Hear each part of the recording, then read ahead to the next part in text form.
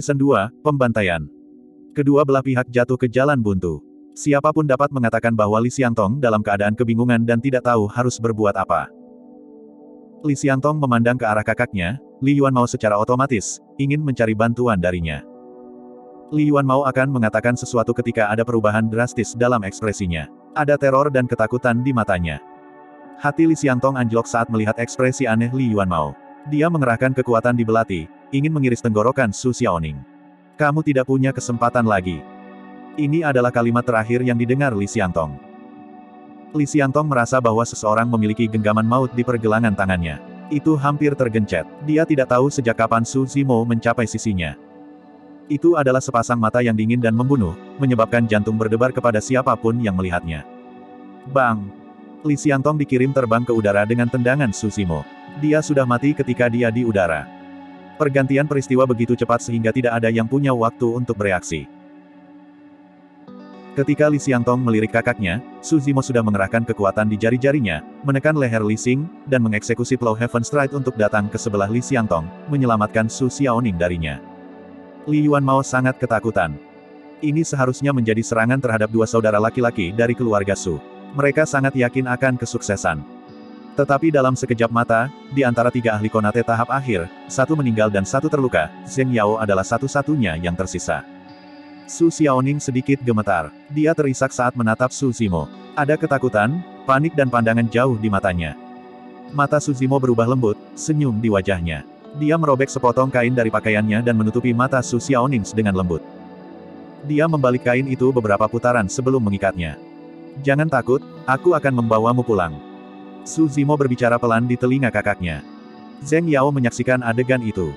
Dia tidak terburu-buru untuk menyerang, malah dia merasa lebih yakin. Jika Su Zimo memilih untuk melawan, Zheng Yao percaya bahwa tidak ada yang akan bisa menghentikannya termasuk ratusan ahli postnatal di halaman. Setelah itu, Zheng Yao akan kembali ke kota Changlang sesegera mungkin, meninggalkan kota Ping yang bersama keluarganya, sehingga Su Zimo tidak bisa membalas dendam padanya. Tapi sekarang, melihat bagaimana Su Zimo sangat menghargai Su Xiaoning, peluangnya untuk melarikan diri ke sini hidup-hidup lebih kecil. Bagi Su Zimo, Su Xiaoning adalah beban dan kelemahannya. Semuanya, jangan panik. Dia telah terluka oleh saya sekarang. Dia tidak akan bisa bertahan lama. Mari kita semua menargetkan wanita itu. Zheng Yao mencibir. Setiap orang yang hadir memiliki pengalaman bertahun-tahun dalam masyarakat pesimistis. Mereka langsung tahu apa yang dimaksud Zheng Yao dengan mengatakan itu. Bahkan, cedera di daerah di bawah tulang rusuk Su Zimo tidak seserius yang dibayangkan orang lain. Jika Su Zimo melihat luka itu, dia akan terkejut menemukan bahwa otot-otot di sekitar luka telah mengeras dan dia berhenti berdarah. Tubuh membatu tidak hanya akan memperkuat pertahanan Su Zimo, itu juga efektif untuk menghentikan pendarahan dan menghemat energi seseorang. Menyerang. Zheng Yao berteriak dan semua orang membalasnya, menyerbu ke depan. Su Zimo melindungi Su Xiaoning dalam pelukannya, memaparkan punggungnya kepada semua pakar pesolistis. Bang, bang, bang. Ada bau darah di udara, dengan lengan dan anggota tubuh beterbangan di mana-mana. Pedang dan pedang hancur berkeping-keping, tersebar di seluruh tanah. Gunung Reliance. Dia melepaskan semua kekuatannya sekaligus, mengeksekusi gaya membunuh yang kuat dari Three Rock Bear Style. Setiap orang yang menghalangi Su Zimo dari belakang dikirim terbang. Beberapa dari mereka tersebar menjadi potongan-potongan langsung. Ada jalan setapak berlumuran darah dalam kekacauan itu. Meskipun Su Zimo membudidayakan The Mystic Classic of 12 Kings Demon of the Wilderness selama setengah tahun, dan dia hanya berlatih bagian pertama, kekuatan dan kekuatan dagingnya telah mencapai tingkat yang tak terbayangkan. Meskipun ia berdiri di tempat yang sama, pakar postnatal dan Konate biasa tidak dapat melukainya. Alasan mengapa Zheng Yao bisa menyakiti Su Zimo adalah karena Thunderbolt Sabre di tangannya. Dengan dampak dan kekuatan Mountain Reliance, ahli postnatal menjadi sama sekali tidak berguna di depannya. Su Zimo berhenti sejenak setelah menjatuhkan orang lebih dari 10 kaki. Lebih dari 10 ahli Konate yang dipimpin oleh Zheng Yao mengikutinya berkeliling. Mereka telah tiba tepat di depan Su Zimo. Mereka memiliki pedang dan pedang yang siap, ada kilatan dan kilatan baja dingin di mana-mana, menyilaukan dan melotot. Yang paling penting adalah bahwa pedang dan pedang semua diarahkan pada Su Xiaoning. Su Zimo hanya memiliki sepasang tangan, ia tidak dapat memblokir senjata yang maju dari lebih dari 10 ahli. Ada tatapan ganas di mata Su Zimo. Dia mengubah pendiriannya, dengan punggung menghadap para ahli, melindungi Su Xiaoning saat dia mencoba untuk berjuang keluar. Dia mengeksekusi ground pecah palem dengan tangan kirinya sementara tangan kanannya mengeksekusi teknik pembunuhan sabre Bofineteng. Uff! Tidak ada yang terhindar dari penggunaan palemnya yang pecah tanah. Tangan kanan Suzimo mungkin terlihat lembut, namun, ketika dia melambaikan tangannya di udara, lebih dari 10 senjata hancur berkeping-keping, tersebar di seluruh tanah. Suzimo tampak mendominasi dan mengesankan. Dia seperti binatang pemakan manusia. Dia terlalu agresif dan kuat. Tusuk dia. Suzimo terhuyung, mengucapkan suara kecil. Ada darah di punggungnya. Meskipun ahli Konate tidak dapat menyakiti Suzimo, Zheng Yao memanfaatkan kesempatan untuk menebas punggung Suzimo. Lukanya lebih dari 1 kaki, itu mengerikan dan mengerikan. Mata Su Xiaoning mungkin tertutup, tetapi dia bisa merasakan apa yang sedang terjadi. Saudaraku, kamu harus pergi. Jangan ganggu aku. Su Xiaoning terisak. Suzimo mengepalkan giginya, sinar pembunuh di matanya ketika dia berkata dengan dingin, setiap orang yang menghentikanku akan mati. Bang! Suzimo mengeksekusi Plow Heaven Stride. Dia mengerahkan kekuatan di kakinya dan ada 2 jurang di tanah, kerikil terbang di mana-mana. Kerikil itu mengandung kekuatan Plow Heaven Stride juga. Ketika kerikil menabrak orang-orang di kerumunan, itu akan menyebabkan kehancuran besar. Banyak senjata yang rusak ditendang ke kerumunan oleh Suzimo. Dalam sekejap mata, Suzimo telah berlari ke dinding sekeliling halaman kediaman keluarga Zhao. Sepanjang jalan, Suzimo menderita 2 luka lagi di tubuhnya. Salah satunya ada di tengah punggungnya. Itu sangat dekat. Jika beberapa inci lebih dekat, Suzimo akan mati. Suzimo akhirnya menghargai kekuatan sutra tempering tubuh, dia secara bertahap memahami manfaat berendam dalam cairan gelap selama 3 bulan terakhir. Jika itu orang lain, mereka akan kehabisan darah. Namun, luka Suzimo tidak seserius kelihatannya. Setiap luka mulai mengeras dan dia tidak kehilangan banyak darah darinya. Tentu saja, jika Suzimo dapat mencapai kesuksesan awal di Body Petrification, Thunderbolt Sabre yang dimiliki Zheng Yao tidak akan bisa menyakitinya. Suzimo melindungi Su Xiaoning dengan berdiri di depannya, mereka bersandar di dinding, menghadap kerumunan. Jubah hijaunya sobek dan ternoda darah. Dia menyapu pandangannya ke kerumunan. Ada kilau menyala dan mematikan di matanya. Dia tak kenal takut. Kerumunan bisa mengetahui niat Suzimo dari posisinya. Su Xiaoning berdiri dengan punggung menghadap dinding. Suzimo tidak lagi harus khawatir tentang musuh yang menyerangnya dari belakang dan mampu melancarkan serangan agresif pada musuh. Selama Suzimo tetap berdiri, tidak ada yang bisa melukai Su Xiaoning. Dia tidak akan bisa bertahan lama. Bunuh dia. Zheng Yao berteriak keras dan meluncurkan serangannya. Suzimo menyipitkan matanya, menatap Zheng Yao. Zheng Yao adalah satu-satunya di antara kerumunan yang mengancamnya. Tepatnya, itu adalah Thunderbolt Sabre-nya yang mampu mengancamnya. Desir. Pedang panjang menerobos kerumunan, itu adalah pemandangan yang menakutkan. Suzimo tidak menyadari semua senjata lainnya. Dia meregangkan telapak tangannya dan memegang Thunderbolt Sabre. Bungkus, tekan, tarik. Wajah Zheng Yao berubah. Dia berteriak sebelum Thunderbolt Sabre diambil darinya. Jika senjata lain sedang diselimuti oleh kekuatan Sabre Bofineteng, mereka akan hancur berkeping-keping. Tapi Thunderbolt Sabre masih utuh dan mendarat di tangan Suzimo. Suzimo meraih pedang dengan tangan belakang, melambaikannya, menghalangi senjata yang maju. Dentang, dentang, dentang.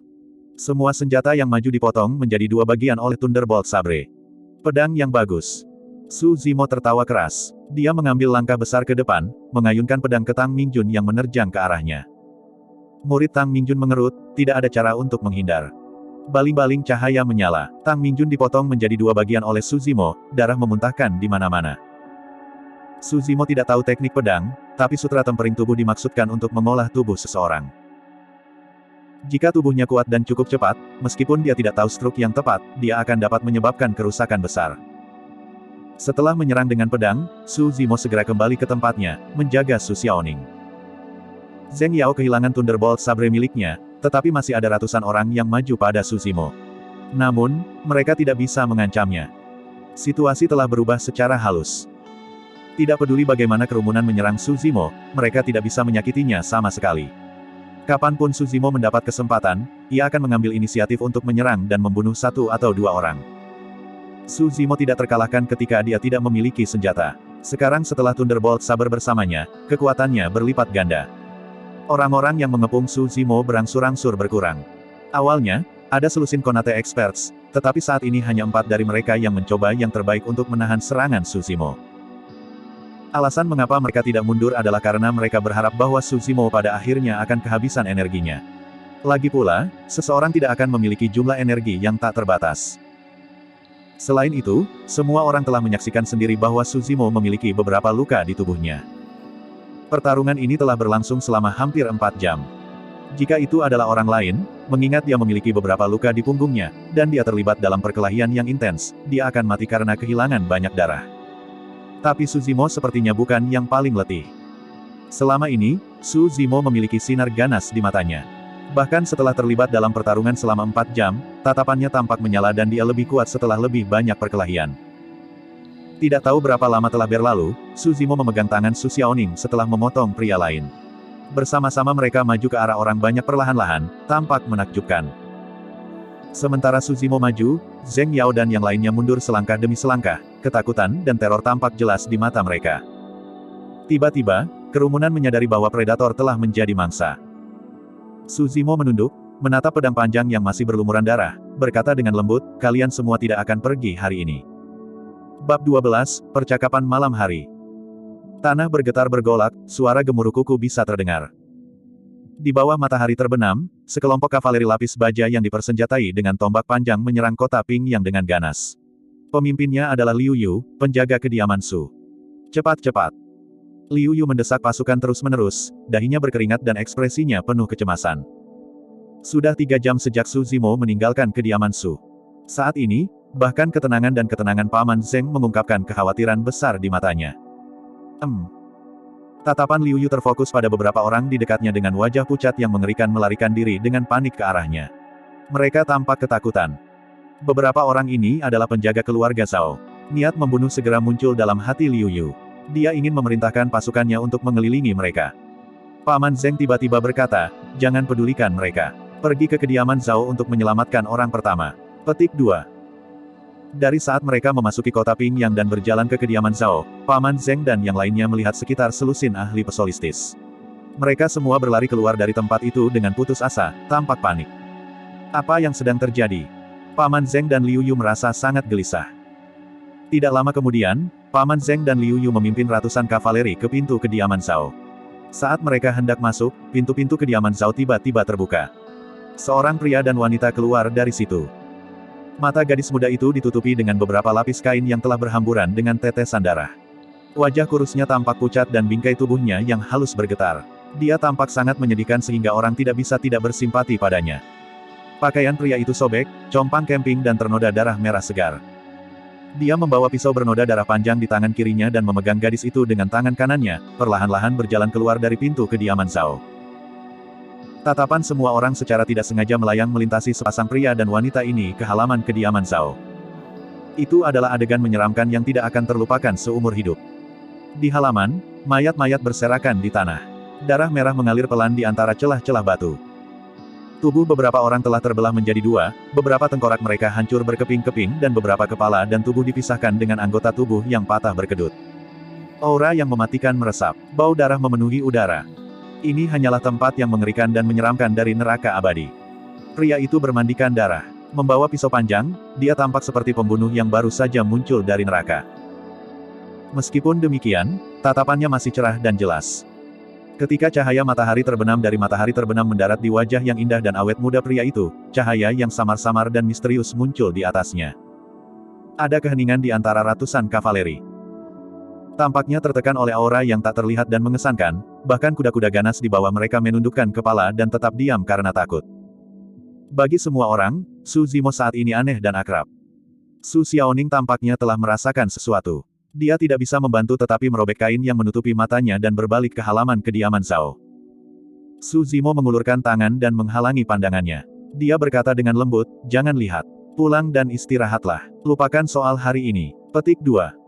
Paman Zheng, Paman Liu, kirim Xiaoning kembali ke kediaman. Su Zimo terdengar sangat tenang tetapi, entah bagaimana, semua orang yang hadir merasa sangat gugup.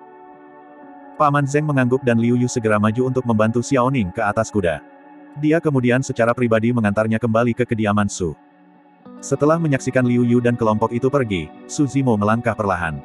Langkahnya berat, meninggalkan jejak panjang berdarah. Itu adalah pemandangan yang mengerikan dan mengerikan. Tuan muda kedua, Anda. Dengan punggung menghadap semua orang, Su Zimo melambaikan tangannya dan berkata, "Jangan ikuti aku." Ratusan kavaleri tidak bergerak. Tidak ada yang berani mempertanyakan atau menentangnya. Hanya sampai ketika sosok Su Zimo menghilang di ujung jalan panjang, semua orang menghela nafas lega. Menghadapi tuan muda kedua yang tampak lemah dari keluarga Su, para pejuang yang telah mengalami pembantaian yang berani ini benar-benar merasa kewalahan olehnya.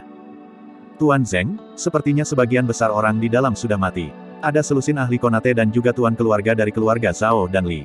Yu Chihuo berlari keluar dari halaman keluarga Zhao dan berkata dengan suara rendah. Ada keributan. Melihat pemandangan mengerikan di halaman keluarga Zhao, semua orang sudah siap secara mental. Namun, tidak ada yang mengharapkan belasan ahli Konate untuk kehilangan nyawa mereka di tempat ini hanya dalam setengah hari. Yang paling penting, tuan keluarga dari keluarga Zhao dan keluarga Li meninggal. Selain itu, ratusan ahli pugilistik telah terbunuh. Itu berarti bahwa dua klan keluarga besar ini secara teknis telah dieliminasi dari kota Pingyang. Apakah tuan muda kedua membunuh semua orang ini? Ini adalah keraguan di hati semua orang. Yu Chihuo mengerutkan kening dan berkata, "Tuan Zeng, dari apa yang saya pahami dari tuan muda dan Liu Yu, tuan muda kedua hampir tidak bisa bersaing dengan pakar Konate tahap awal 3 bulan lalu. Kenapa dia menjadi begitu menakutkan setelah 3 bulan?" Tuan Zeng tampak bingung. Dia menghela nafas. "Kami telah menjaga beberapa rahasia dan menolak untuk membicarakannya. Tuan muda kedua kami, saya khawatir dia juga memiliki banyak rahasia." Su Zimo kembali ke rumahnya sendiri. Wajahnya menunjukkan kelelahan yang dalam saat dia menutup pintu. Dia tidak kehilangan banyak darah dari beberapa luka di tubuhnya. Namun, rasa sakit itu masih tak tertahankan. Selain itu, Su Zimo telah membunuh terus-menerus selama 3 jam tanpa istirahat sejenak. Otot-otot di seluruh tubuhnya sudah sakit dan bengkak. Su Zimo duduk sebentar untuk beristirahat sebelum memasuki ladang budidaya. Setelah setengah tahun, Su Zimo menyadari bahwa dia secara tidak sengaja menjadi sangat bergantung pada ladang budidaya. Dia punya perasaan kepulangan ketika dia kembali. Dai Yue tetap duduk di atas batu hijau dengan ekspresi dingin dan acuh tak acuh. Dia bahkan tidak melihat Su Zimo. Namun, tidak ada yang tahu kapan tong kayu telah diisi dengan cairan obat gelap gulita yang mengeluarkan aroma obat samar. Su Zimo dengan mudah melempar Thunderbolt Saber ke samping. Dia menyeret tubuhnya yang berat dan naik ke laras.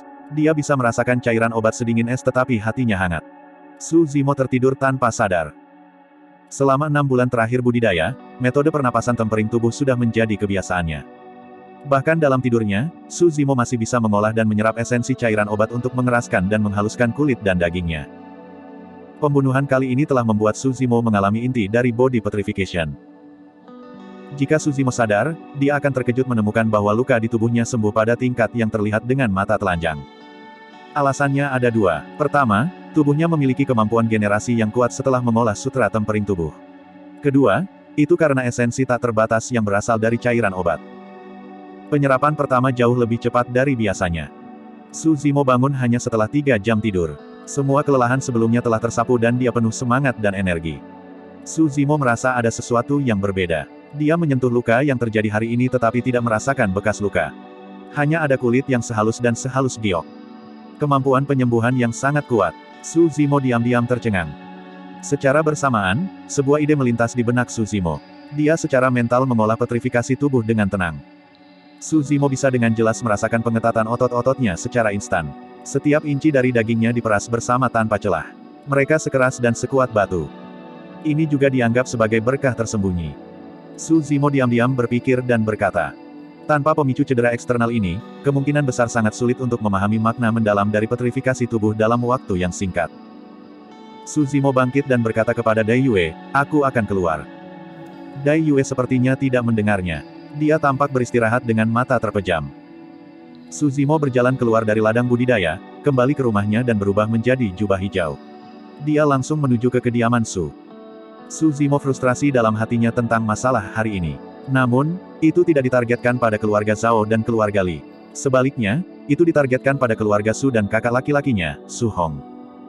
Pada saat ini, malam itu gelap gulita dan jalanan terisolasi. Su Zimo menggunakan Plow Heaven Stride dan berlari cepat ke depan. Segera setelah itu, dia tiba di kediaman Su. Pintu-pintu keluarga Su tidak tertutup rapat. Sebaliknya, itu terbuka lebar. Su Zimo merenung sejenak sebelum menuju ke tempat tinggal Paman Zeng. Halaman itu tidak besar. Ada meja batu bundar di tengahnya. Paman Zeng hanya duduk di sana. Dia sepertinya sudah menunggu lama. Tuan muda kedua, kamu akhirnya masih datang. Paman Zeng sedikit emosional. Su Zimo duduk di samping meja batu dan menatap kedua mata Paman Zeng. Dia berkata dengan suara yang dalam, karena kamu tahu maksud kunjungan saya, apakah Paman Zeng masih akan menyimpannya dari saya? Paman Zeng tersenyum pahit dan menggelengkan kepalanya. Sejak usia muda, kakak lelaki melarang kita belajar seni bela diri. Dia menyuruh saya pergi untuk belajar dan melarang kami ikut campur dalam bisnis keluarga. Ada terlalu banyak hal. Kakak lelaki sengaja atau tidak sengaja menjauhkan Xiaoning dan saya dari keluarga Su. Xiaoning sederhana dan polos dan tidak merasakannya. Tapi saya sudah lama memperhatikan ini.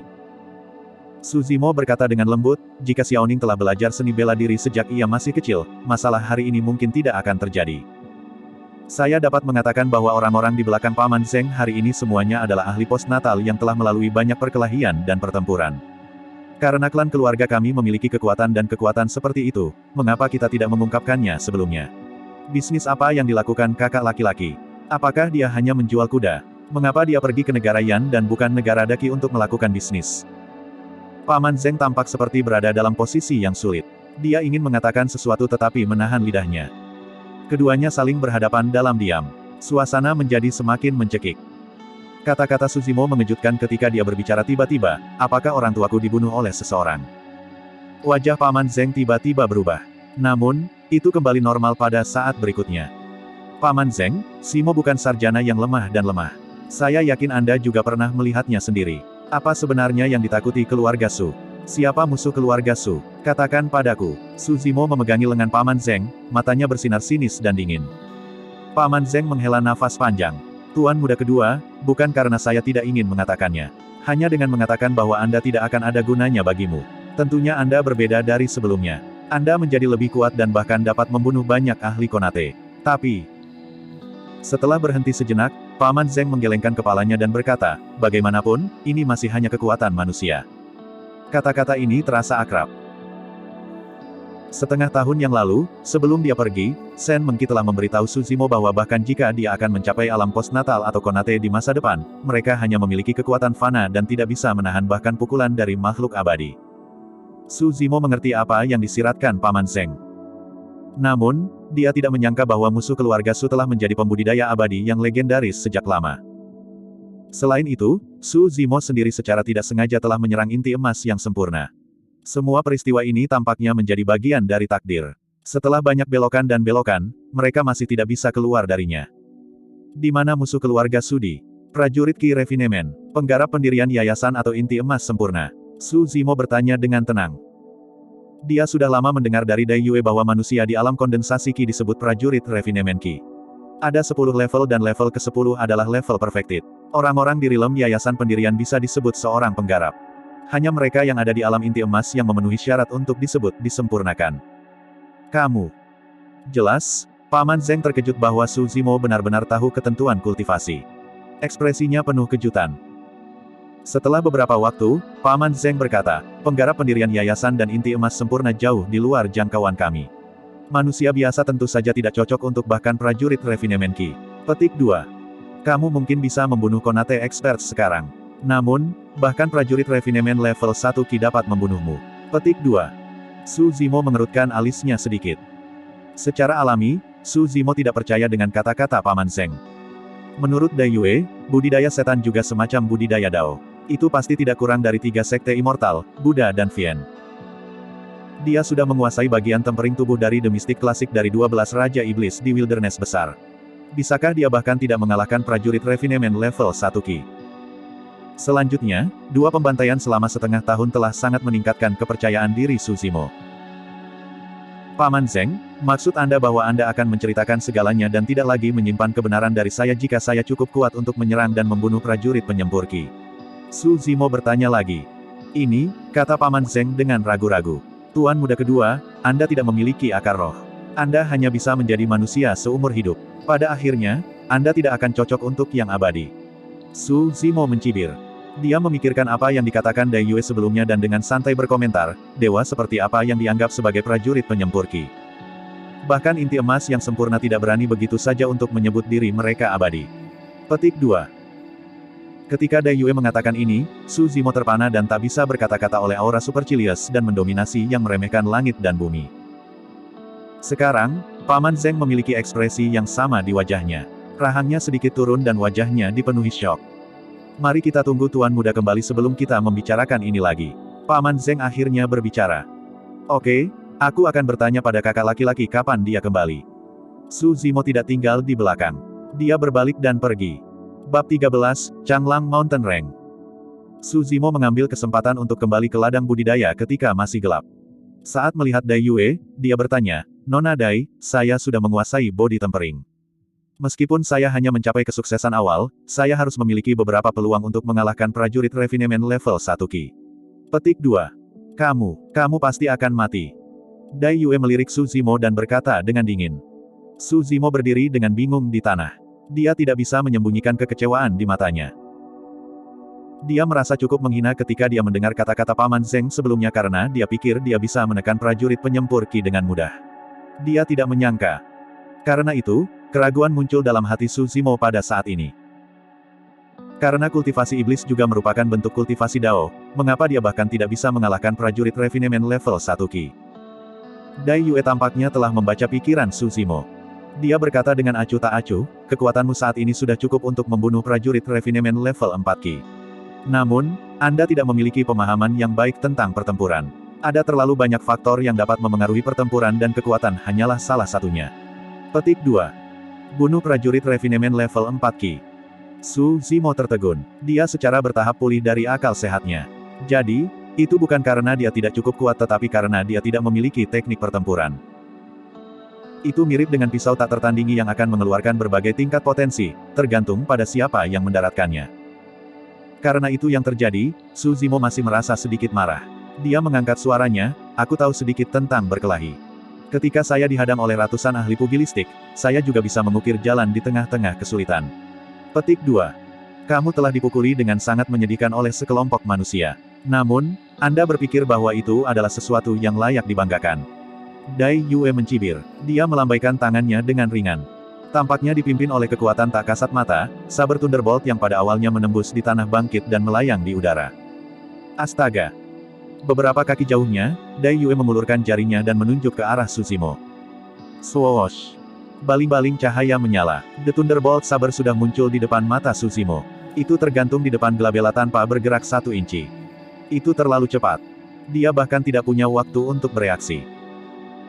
Dai Yue berkata dengan nada malas, ini adalah serangan-serangan paling umum dari Ki Refinement Warrior, memanfaatkan roh Ki untuk mengendalikan senjata roh. Jika Anda bertarung dengan prajurit Refinement Ki, Anda akan menjadi daging mati sekarang.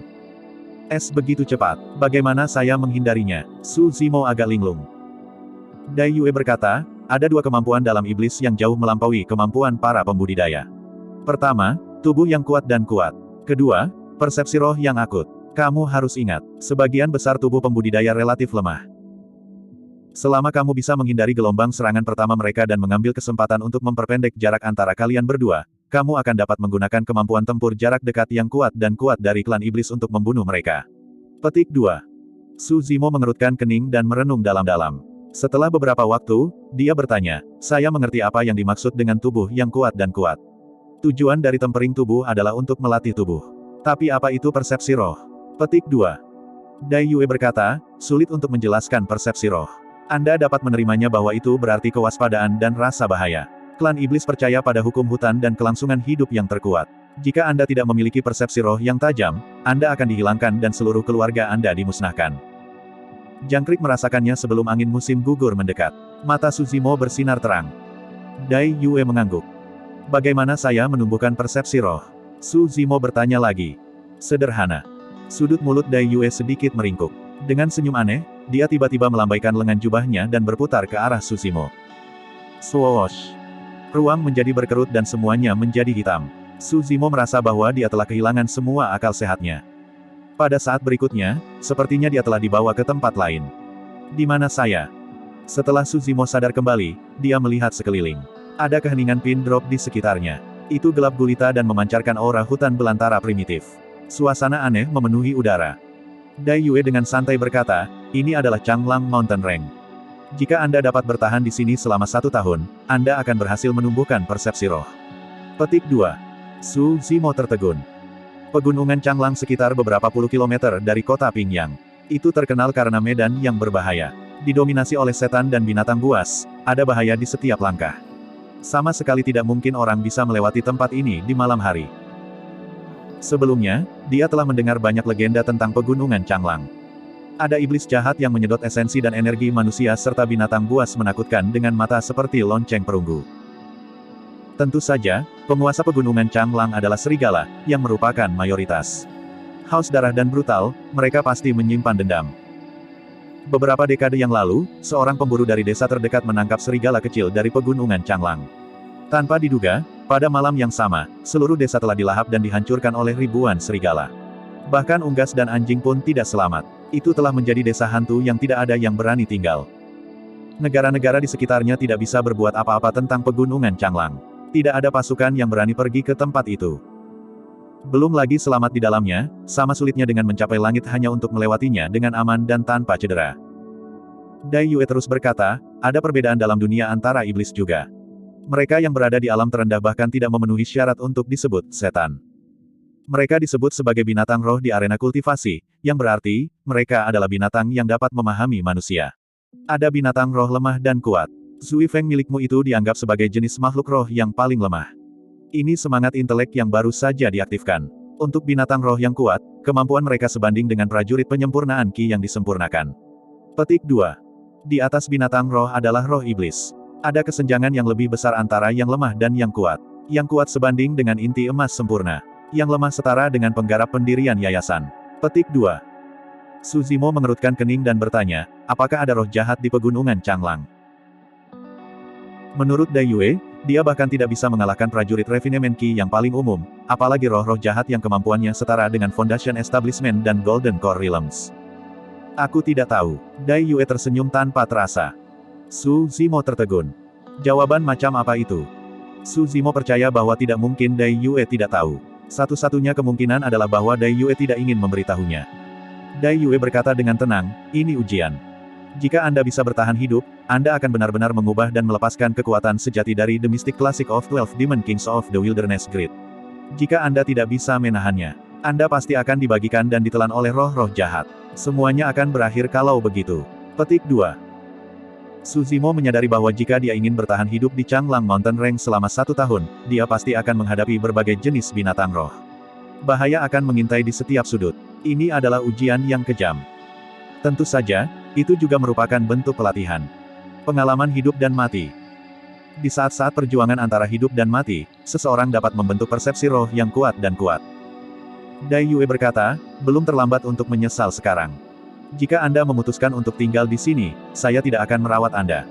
Jika saya tidak melihat Anda di kota Ping yang 1 tahun kemudian, saya akan pergi sendiri. Penyesalan. Su Zimo tersenyum. Baik itu Zhou Dingyun yang bisa kembali untuk mencarinya kapan saja, musuh keluarga Su atau untuk membalas dendam pada Zui Feng, dia tidak punya pilihan. Aku akan kembali hidup-hidup dalam waktu 1 tahun. Dalam kegelapan, mata Su Zimo cerah dan jernih, tegas dan tegas. Dia meminta sikat dan kertas dari Dai Yue dan menulis kata-kata, aku akan pergi karena beberapa hal. Tolong jangan rindu aku. Su Zimo melipat kertas dan menyerahkannya pada Dai Yue. Dia berkata, temukan cara untuk mengirim ini ke kediaman Su. Paman Zeng mengakui tulisan tangan saya. Dai Yue mengangguk dan berkata, masih ada 3 jam untuk fajar. Saya akan memberikan bagian tendons transformation kepada Anda dan pergi sebelum fajar. Anda hanya memiliki 3 jam untuk berkultivasi. Manfaatkan waktu sepenuhnya. Petik 2. 1 halaman syair sutra muncul di benak Su Zimo lagi. Klasik mistik 12 Raja-Raja Iblis di alam bebas. Tempering tubuh adalah fondasinya. Jika daging dan kulitnya tidak keras dan cukup kuat, ketika seseorang membudidayakan transformasi tendon, tubuh akan membengkak dan meledak di tengah kontraksi, ekspansi, dan denyut tendon besar. Kultivator akan lumpuh. Petik 2. Metode transformasi tendon berasal dari Raja Iblis Anaconda dan Raja Iblis Sanguin Ape. Kembangkan bagian Anaconda, diikuti oleh bagian kera. Anaconda adalah yang paling gesit. Ini memiliki kemampuan untuk memotong petak, memutar dan melilit serta menekuk dan meregangkan. Kera mahir memanjat gunung dan memanjat bebatuan. Petik 2. Setelah kesuksesan awal transformasi tendon, ketahanan tubuh akan meningkat pesat. Ini akan gesit seperti piton dan seringan kera. Ia akan bangkit seperti angin dan jatuh seperti panah. Kekuatan Anda juga akan meningkat. Suara berdenyut dari tendon besar akan mirip dengan getaran tali busur. Setelah sukses fenomenal, Tiga bagian tubuh, kulit, daging, dan tendon, akan berada dalam harmoni yang sempurna. Seseorang akan dapat mengembang dan berkontraksi otot dan mengubah bentuk atau penampilannya. Tidak ada yang akan bisa melihat melalui dia kecuali jiwa kesempurnaan yang Naschen memanfaatkan metode pendeteksiannya untuk melakukannya. Dai Yue berbicara tentang makna mendalam transformasi tendon tanpa lelah. Di hutan yang dalam, gelap dan sunyi. Bahkan jangkrik tidak mengeluarkan suara. Itu hanya beresonansi dengan suara seorang wanita yang menyenangkan dan malas. Sarjana berjubah hijau di samping wanita itu fokus dan mendengarkan dengan penuh perhatian. Waktu berlalu dan langit gelap berangsur-angsur pudar. Ketika sinar matahari pertama menerobos kabut dan mendarat di hutan, Dai Yue berhenti dan berbalik ke Suzimo. Dia berkata dengan lembut, "Aku pergi." Dalam ingatan Suzimo, dia belum pernah melihat Dai Yue berbicara dengannya dengan nada seperti itu. Untuk beberapa alasan yang tidak diketahui, ada perasaan aneh di hati Suzimo. Seolah-olah dia dirasuki, Suzimo bertanya, "Jika aku menghadapi bahaya, akankah kau benar-benar meninggalkanku dalam kesulitan?" Suzimo menyesal segera setelah dia menyelesaikan kata-katanya. "Cukup benar," Dai Yue mencibir. "Apa hubungan hidup dan matimu denganku?" Kata-kata ini tampak berdarah dingin dan tidak manusiawi. Setelah mengundang pesek, Suzimo tampak malu. Dia diam. Dai Yue berbalik dan pergi. Dalam sekejap mata, dia menghilang ke hutan lebat. Sosok Suzimo yang kesepian tetap terpaku di tanah. Tepat ketika Suzimo merasa sedikit kecewa, suara Dai Yue berdering lagi. Menjadi semakin jauh dan secara bertahap memudar. Changlang Mountain Range adalah dunia, setan, terutama di malam hari. Jika Anda dapat mengatasi bulan pertama, Anda akan memiliki peluang 30% untuk membiarkannya hidup dalam waktu 1 tahun. Suzimo tertegun. Tidak peduli apa, Dai Yue tidak sepenuhnya peduli tentang dia. Kalau tidak, tidak perlu baginya untuk memberikan transformasi tendon kepadanya tadi malam. Hanya ada peluang 30% untuk bertahan hidup setelah bertahan di bulan pertama. Suzimo diam-diam terkejut. Dia menilai sekeliling dengan waspada. Setelah memastikan tidak adanya bahaya, ia mengikat Thunderbolt Sabre di punggungnya dan duduk bersila untuk mengingat isi sutra tendon transformasi. Jika dia ingin bertahan di Changlang Mountain Range, dia harus menguasai transformasi tendon sesegera mungkin. Menurut Dai Yue, kemampuannya akan menjadi ancaman bagi prajurit refinement level 8 Ki setelah mencapai keberhasilan awal transformasi tendon. Ini juga berarti bahwa dia bisa membunuh sebagian besar binatang buas di Changlang Mountain Range. Peluangnya untuk bertahan hidup akan meningkat pesat. Suzimo terus-menerus menggunakan metode pernapasan dan kedaluarsa dan dengan rajin berusaha memahami transformasi tendon. Bisa jadi karena fondasi tempering tubuh atau tekanan berada dalam bahaya, tidak lama kemudian, Suzimo berhasil menguasai tahap awal metode pernapasan tendons transformation. Dia tidak membutuhkan pengingat Dai Yue kali ini. Suzimo menggabungkan sutra-sutra dari tempering tubuh dan transformasi tendon dan mengolahnya secara bersamaan. Dengan setiap pernafasan dan kedaluarsa, Suzimo mengeras dan memperbaiki tidak hanya daging dan darahnya tetapi juga tendonnya yang besar. Dia menjadi lebih fleksibel dan kuat. Suzimo tenggelam dalam kultivasi dan lupa keberadaannya. Setelah periode waktu yang tidak diketahui, Suzimo tiba-tiba merasakan zat seperti cairan jatuh ke wajahnya. Rasanya agak hangat dan lengket. Itu hujan. Saat pikiran ini muncul, Suzimo segera membuka kedua matanya. Wajahnya sangat berubah. Salah. Bagaimana mungkin tetesan air hujan terasa hangat dan lengket? Suzimo langsung tersentak bangun. Dia akhirnya menyadari bahwa dia berada di Changlang Mountain Range yang penuh bahaya dan bukan ladang budidaya asli. Ada bahaya. Bab 14, Penampilan Fiendis. Perasaan takut yang belum pernah terjadi sebelumnya muncul dan Suzimo merasakan kulit kepalanya melepuh. Dia merinding di sekujur tubuhnya. Refleks Suzimo menendang dan kedua tungkai bawahnya bergerak untuk melarikan diri bahkan sebelum dia benar-benar berdiri. Swoosh! Angin sepoi-sepoi yang jahat dan bau menyerang ke arahnya dan Suzimo menghindarinya tepat pada waktunya. Dia tidak bisa membantu tetapi melihat ke belakang. Murid-murid Suzimo dikontrak dengan keras. Seketika, hatinya ada di tenggorokannya. Ini adalah anaconda yang berada di luar pengakuan Suzimo. Tubuh Humongous itu setebal tong air. Ditutupi rapat dengan sisik, tubuhnya bersinar dengan kilau dingin dan logam.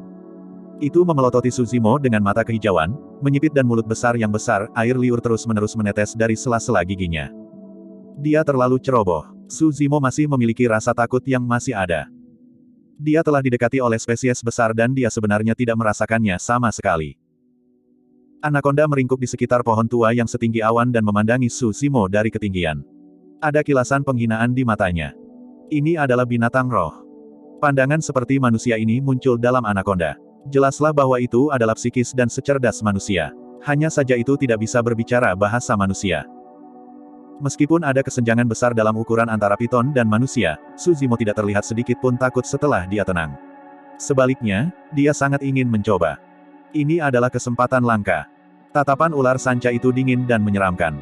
Itu diserang lebih dulu. Tubuh Humongous jatuh ke tanah dan memutar beberapa kali di rumput. Semuanya hening. Dalam sekejap mata, ia meluncur ke Suzimo dengan gerakan cerdas dan kecepatan pencahayaan. Oh tidak! Suzimo sangat terkejut. Anaconda itu merayap, menggerakkan kepalanya secara tidak menentu. Dalam hal itu, dia tiba-tiba merasa sulit untuk menangkap peluang dan harus menghapus semua rencana aslinya. Jika dia gagal dalam serangan pertamanya, dia pasti akan mati. Di antara kilatan cahaya dan batu yang terbakar, Suzimo mengerahkan kekuatan pada kedua tungkai bawahnya. Tubuhnya mundur dengan cepat dan menghindari serangan. Pada saat ini, gelombang aura jahat yang setangguh pisau menyapu. Sebelum dia bisa bereaksi, tubuhnya telah dipukul dengan kuat pada sapuan ekor ular sanca dan terlempar. Bang! Bang! Bang! Setelah menabrak dan menghancurkan 3 pohon tua secara berurutan, Suzimo jatuh ke tanah dan memuntahkan seteguk darah. Wajahnya seputih selembar kertas. Tabrakan ini sangat melukainya. Pada saat ini, Suzimo merasa bahwa tendon dan tulang di tubuhnya hampir hancur. Rasa sakit itu tak tertahankan dan dia tidak punya energi lagi untuk bertarung. Perbedaan satu pukulan benar-benar membuatku dalam kondisi yang menyedihkan. Sebelum dia bisa menyelesaikan pemikiran ini, dia melihat Anaconda mengejar dengan cermat dan menerkamnya lagi. Bayangan hitam menelannya. Suzimo menggertakkan giginya, memutar lengannya, mengeluarkan Thunderbolt Saber di punggungnya dan menebas ke depan dengan sekuat tenaga. Ada kilatan darah. Anaconda itu menangis sedih. Luka berdarah muncul di kepalanya. Salah satu matanya sudah buta. Setelah menderita luka yang sangat menyedihkan, tubuh Anaconda yang besar dan kekar itu terus-menerus berputar dan memuntir, menyebabkan pohon-pohon di sekitarnya patah satu demi satu. Suara dan suasananya mengerikan. Suzimo tahu bahwa dia jelas bukan tandingan Anaconda ini meskipun cedera yang terakhir. Kemampuan mereka tidak pada level yang sama. Selain itu, ia mengalami cedera yang lebih serius. Jika dia menerima cambuk gila lain oleh Anaconda, dia pasti akan mati di tempat. Suzimo tidak berani tinggal lebih lama lagi. Dia melarikan diri dengan cepat menggunakan Plow Heaven Stride. Sebelum dia bisa berlari jauh, dia merasa kehabisan energi. Dadanya terasa sesak, dia tidak bisa membantu tetapi memuntahkan seteguk darah segar lagi. Dalam pertempuran di keluarga Zhao, dia berlumuran darah tetapi mereka disebabkan oleh luka luar. Kekuatan Dekonate Experts tidak cukup kuat untuk menembus kulit dan dagingnya. Namun, ekor Anaconda ini tidak hanya merusak dadanya tetapi juga melukai organ-organ dalamnya. Jika Suzimo tidak menggunakan petrifikasi tubuh, serangan itu sudah cukup untuk meledakkan tubuhnya.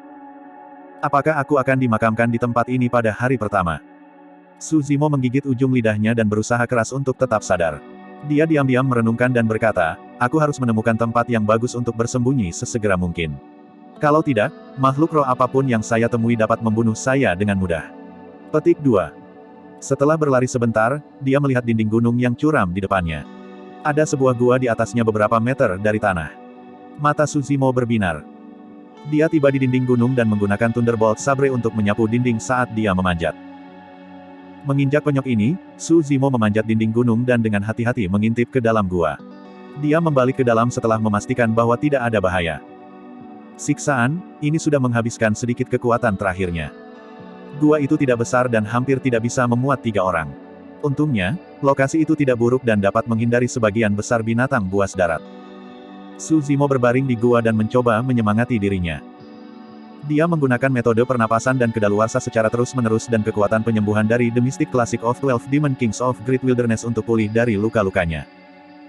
Waktu berlalu dengan cepat dan matahari berangsur-angsur terbenam. Ketika Suzimo mengikuti Dai Yue pada malam pertama, dia tidak merasakan kengerian pegunungan Changlang. Tadi malam, ada keheningan total. Seolah-olah semua makhluk hidup bersembunyi. Hari ini, malam baru saja tiba dan binatang buas roh sudah mulai muncul. Suara mengaum mengguncang hutan belantara. Dari waktu ke waktu, burung-burung raksasa akan terbang melewati tembok gunung, melemparkan bayangan mereka dan menghalangi bulan. Di hutan, binatang buas berkeliaran tanpa rasa takut, pohon-pohon tua bergoyang dan suasana yang menakutkan memenuhi udara. Terdengar suara mengaum yang menakutkan. Ini adalah warna sebenarnya dari Changlang Mountain Range. Jika Dai Yue tidak menemaninya tadi malam, dia bahkan tidak bisa mengatasinya. Sebelumnya, Su Zimo melihat seekor laba-laba dengan wajah manusia sebesar baskom. Itu bergerak dengan kecepatan pencahayaan saat naik ke gunung tembok ini. Yang mengejutkannya, sesosok hitam tiba-tiba muncul di dinding gunung berguling ke tubuh laba-laba dan menghilang di antara celah-celah bebatuan. Ketika Su Zimo dilanda ketakutan, dia mendengar raungan ganas dari langit. Segera setelah itu, seekor elang surgawi dengan sepasang sayap ungu muncul entah dari mana. Cakar super tajam bersinar dingin seperti belati.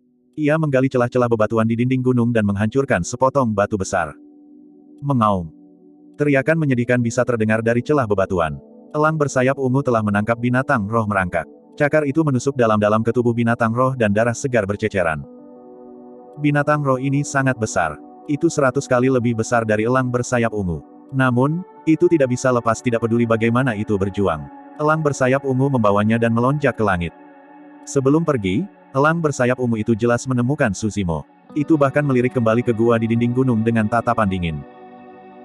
Bisa jadi Su Zimo tampak terlalu lemah dan lemah dibandingkan dengan binatang buas itu. Oleh karena itu, elang bersayap ungu tidak peduli. Itu mengembangkan sayapnya dan terbang menjauh. Satu tatapan itu cukup untuk membuatnya gentar dan mengirim tulang punggungnya menggigil. Ini adalah roh iblis. Elang bersayap ungu ini pastilah iblis roh. Itu terlalu kuat. Aura yang dipancarkannya saja bisa membuatku merasa tak berdaya. Saya tidak tahu apakah itu adalah roh iblis di Realm Foundation Foundman atau Golden Core Realm. Petik 2. Su Zimo menelan benjolan di tenggorokannya. Dia menggeser dirinya lebih dalam ke gua. Di hutan di bawah gunung tembok, ada pembunuhan di mana-mana. Udara lembab dan dipenuhi bau busuk. Adegan sebelumnya hanyalah puncak gunung es. Ini adalah Changlang Mountain Range. Berdarah, brutal dan penuh dengan pembantaian paling primitif. Setelah selamat dari malam kedua dengan banyak kesulitan, Su Zimo menemukan bahwa ada tes lain yang menunggunya.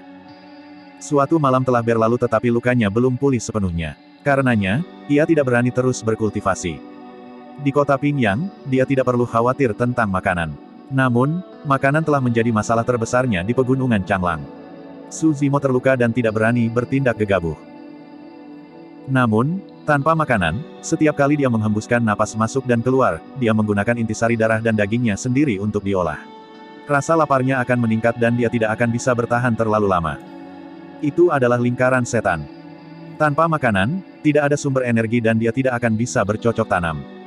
Akan sulit untuk menyembuhkan luka di tubuhnya dan maju ke dunia lain. Bahkan lebih sulit untuk mendapatkan makanan. Mulai sekarang, setiap langkah yang dia ambil akan menentukan nasibnya. Su Zimo menggerakkan tubuhnya dan menggunakan Thunderbolt Sabre untuk menggali dan memperdalam gua. Dia menempatkan beberapa dedaunan dan cabang di dekat pintu masuk gua untuk menyamarkannya dan menyembunyikan dirinya. Suatu hari. 2 hari. Meskipun disiksa kelaparan dan rasa sakit yang timbul dari luka-lukanya, Su Zimo menunggu dengan sabar dan tidak meninggalkan gua. Pada hari ketiga, ia akhirnya menerima kesempatan untuk membalikkan ombak. Tadi malam, ada banyak pembunuhan di bawah tembok gunung. Salah satu binatang roh mati dan banyak daging dan darah tertinggal di mayatnya. Su Zimo menatap sisa-sisa roh iblis untuk waktu yang lama. Setelah banyak pertimbangan, dia akhirnya mengambil keputusan dan berjalan keluar dari gua, membawa Thunderbolt Sabre. Khawatir bahwa dia akan menarik binatang roh lainnya, Su Zimo tidak berani menyalakan api. Dia menanggung dengan jijik dan melahap daging dan darah dengan seteguk penuh. Matanya mengamati sekeliling secara terus-menerus dan dia sangat tegang. Dia tidak berani membawa binatang buas roh ini kembali ke gua, karena takut bahwa bau busuk akan mengekspos lokasi guanya. Hanya 3 hari telah berlalu dan aura keilmuan dan pengalamannya surut. Dia anehnya tenang, seolah-olah dia milik klan manusia yang paling primitif. Dia dengan hati-hati berjuang untuk bertahan hidup di tanah yang suram dan terpencil, melahap daging mentah dan meminum darah. Setelah memupuk The Mystic Classic of 12 Demon King of the Wilderness Grid, makan Su Zimo telah meningkat pesat. Segera setelah itu, dia menghabisi daging dan darah pada binatang roh ini. Setelah kembali ke gua, ia mulai berkultivasi. Dia menemukan perbedaan ketika dia berkultivasi. Esensi energi yang terkandung dalam daging dan darah binatang roh lebih kaya daripada sapi dan domba biasa. Mengonsumsi daging dan darah mentah ini memungkinkan esensi diserap ke dalam perutnya secara langsung tanpa ada pemborosan. Sebelum ini, setelah Su Zimo mengkonsumsi satu sapi, ia akan mengolah dan mengalirkan semua energi dari daging dan darah hanya dalam setengah hari. Pada kesempatan ini, ia berkultivasi sepanjang hari dan malam. Tentu saja, manfaatnya jelas. Cedera yang disebabkan oleh anaconda telah sepenuhnya pulih. Selain itu, tubuh transformasi tempur dan tendon telah maju secara substansial. Di waktu yang akan datang, Su Zimo tidak berani terlalu jauh. Dia menghabiskan sebagian besar waktunya membudidayakan transformasi tendon di gua. Kadang-kadang, dia diam-diam akan mengamati teknik pembunuhan binatang roh di bawah dinding gunung untuk memahaminya. Setelah dia merasa bahwa dia telah mempelajari sesuatu, Su Zimo meninggalkan gua untuk berburu dan membunuh binatang buas untuk memelihara persepsi rohnya dan memoles keterampilan bela dirinya. Meskipun ia menderita lebih banyak kehilangan daripada kemenangan, tidak terawat dan penuh luka, Su Zimo selalu bisa melarikan diri hidup-hidup dengan tubuh tempering dan transformasi tendon sebagai fondasinya. Di antara pergulatan hidup dan mati, ia terus-menerus menyimpulkan, memahami, dan mengembangkan. 3 bulan kemudian, Su Zimo kembali ke tempat lama dan mencari anaconda itu. Dia kemudian membunuhnya dengan tangan kosong. Sejak saat itu, Su Zimo benar-benar meninggalkan gua tempat dia tinggal. Dia berkeliaran di gunung dan jurang yang tak terhitung jumlahnya, melakukan perjalanan di hutan lebat dan kolam besar dan terlibat dalam pertempuran dengan berbagai jenis burung dan binatang roh. Ini adalah dunia pertumpahan darah tentang kelangsungan hidup yang terkuat. Yang disebut yang paling kuat tidak ada. Dalam satu momen, seseorang bangga dan agung. Pada saat berikutnya, dia mungkin bisa berakhir sebagai mangsa di perut makhluk roh lainnya. Ada pertempuran berdarah yang tak terhitung jumlahnya dan intensif, tak terhitung lolos dari kematian, kewaspadaan terus-menerus pada gelisah. Seiring waktu berlalu, Su Zimo memperoleh rasa bahaya yang unik dan tak terlukiskan. Bahwa, adalah persepsi roh. Di pegunungan ini yang tidak diperhatikan, seorang anak laki-laki dari klan manusia tanpa akar roh sedang menjalani transformasi menyeluruh. Penampilan jahat mulai berakar. Bab 15, Pertempuran Berdarah dengan Serigala. 6 bulan kemudian. Di kediaman penguasa kota Changlang. Luo Tianwu, penguasa kota Changlang City bersandar di kursinya. Berpegangan pada dagunya, matanya tertutup. Dia mengerutkan kening dan tenggelam dalam pikirannya. Tuan kota, apakah Anda meminta kehadiran saya? Tak lama kemudian, Cao Gang, salah satu dari 5 serigala pengawal, berjalan masuk, menangkupkan tinjunya dan membungkuk padanya dengan hormat. Luo Tianwu membuka matanya. Sinar cahaya melintas di mereka, tetapi hanya berlangsung sesaat. Dia bertanya, tampak santai, apa pendapatmu tentang keluarga Su di kota Pingyang? Cao Gang merenungkan dan berkata, latar belakang keluarga Su misterius. Kemungkinan besar, mereka bukan dari negara kami Daki. Saya curiga mereka berasal dari negara Yan. Selain itu, keluarga Su tidak selemah kelihatannya. Tuan Muda Su telah menyembunyikan kemampuannya selama bertahun-tahun. Ia adalah sosok yang tidak bisa diremehkan. Dia kemungkinan besar menetas secara besar. Adapun Tuan Muda kedua Su. Cao Gang berhenti sebentar.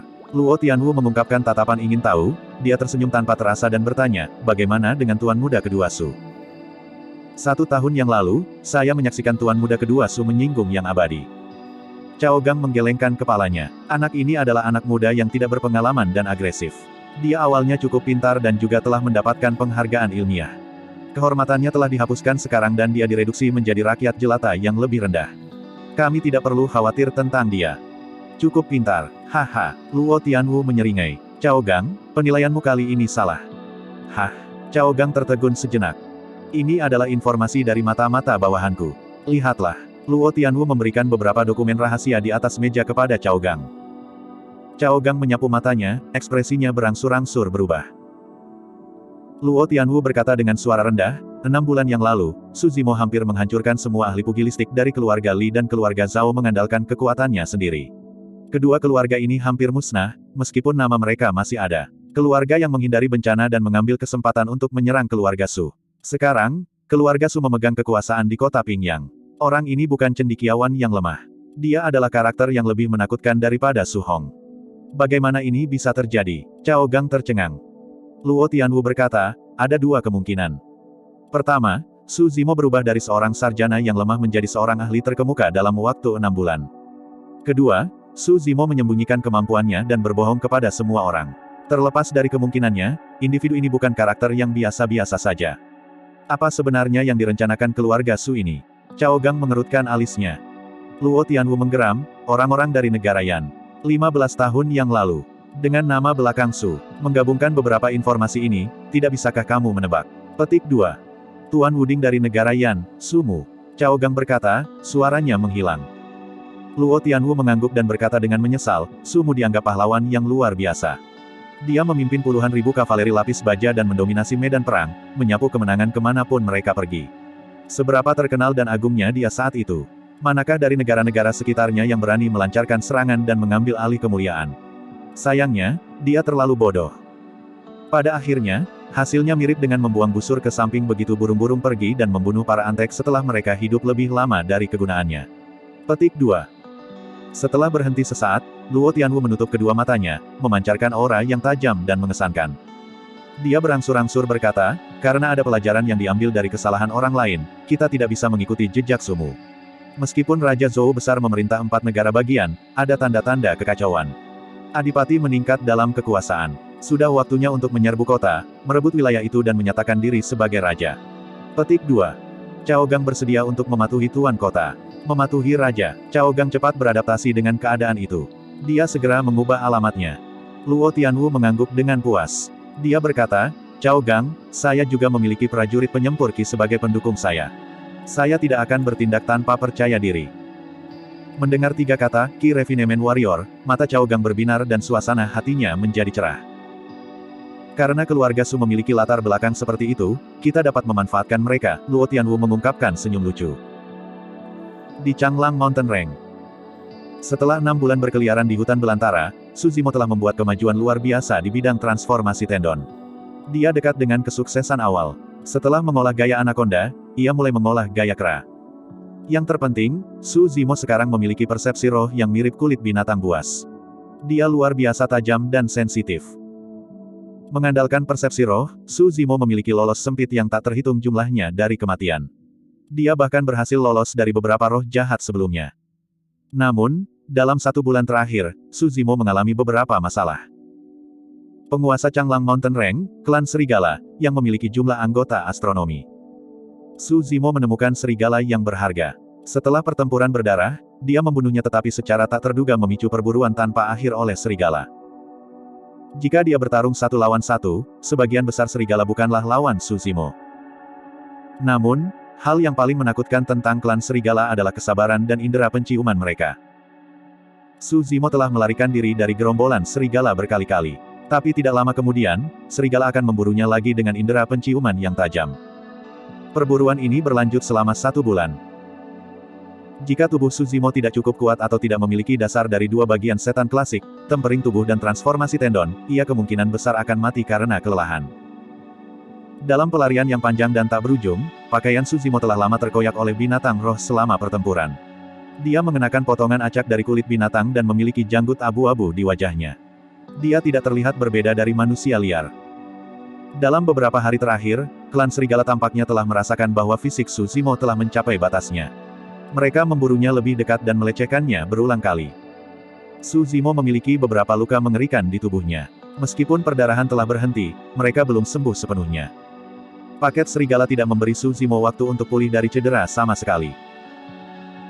Su Zimo jelas tahu bahwa kondisinya hanya akan memburuk jika ini terus berlanjut tetapi dia tidak bisa memikirkan solusi apapun untuk menjauh dari perburuan klan serigala.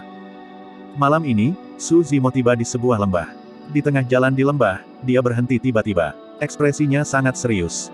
Angin dingin di wajahnya membawa jejak aura pembunuh. Di belakangnya, sepasang mata serigala kehijauan dan menyeramkan muncul. Tatapan ganas terlihat jelas. Serigala berjalan keluar dari kegelapan, mengisi seluruh tempat dan menangkap Su Zimo yang ada di tengah. Di kedua sisi lembah, ada juga banyak serigala. Mereka melolong di bulan. Kamu akhirnya di sini. Su Zimo menjilat bibirnya yang kering dan pecah-pecah. Matanya dipenuhi dengan niat membunuh.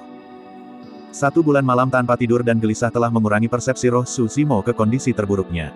Akibatnya, dia jatuh ke dalam situasi ditangkap oleh serigala. Tentu saja, periode pembunuhan dan pelarian ini sudah cukup untuk membuktikan kecerdasan para serigala. Situasi saat ini juga diatur dengan cermat oleh mereka. Ketika kekuatan, energi, dan semua area Su Zimo direduksi menjadi kondisi terburuknya, paket serigala kemudian meluncurkan pertempuran terakhir. Sebelum ini, Su Zimo jarang menggunakan pedangnya. Di satu sisi, dia tidak tahu teknik menggunakannya. Di satu sisi, dia ingin mengasah kemampuan bertarung dekatnya sebanyak mungkin. Sekarang, Su Zimo menggunakan pegangan backhand dan mengeluarkan Thunderbolt Sabre sebagai persiapan untuk pertaruhan terakhir. Melolong. Pemimpin serigala melolong di atas lembah.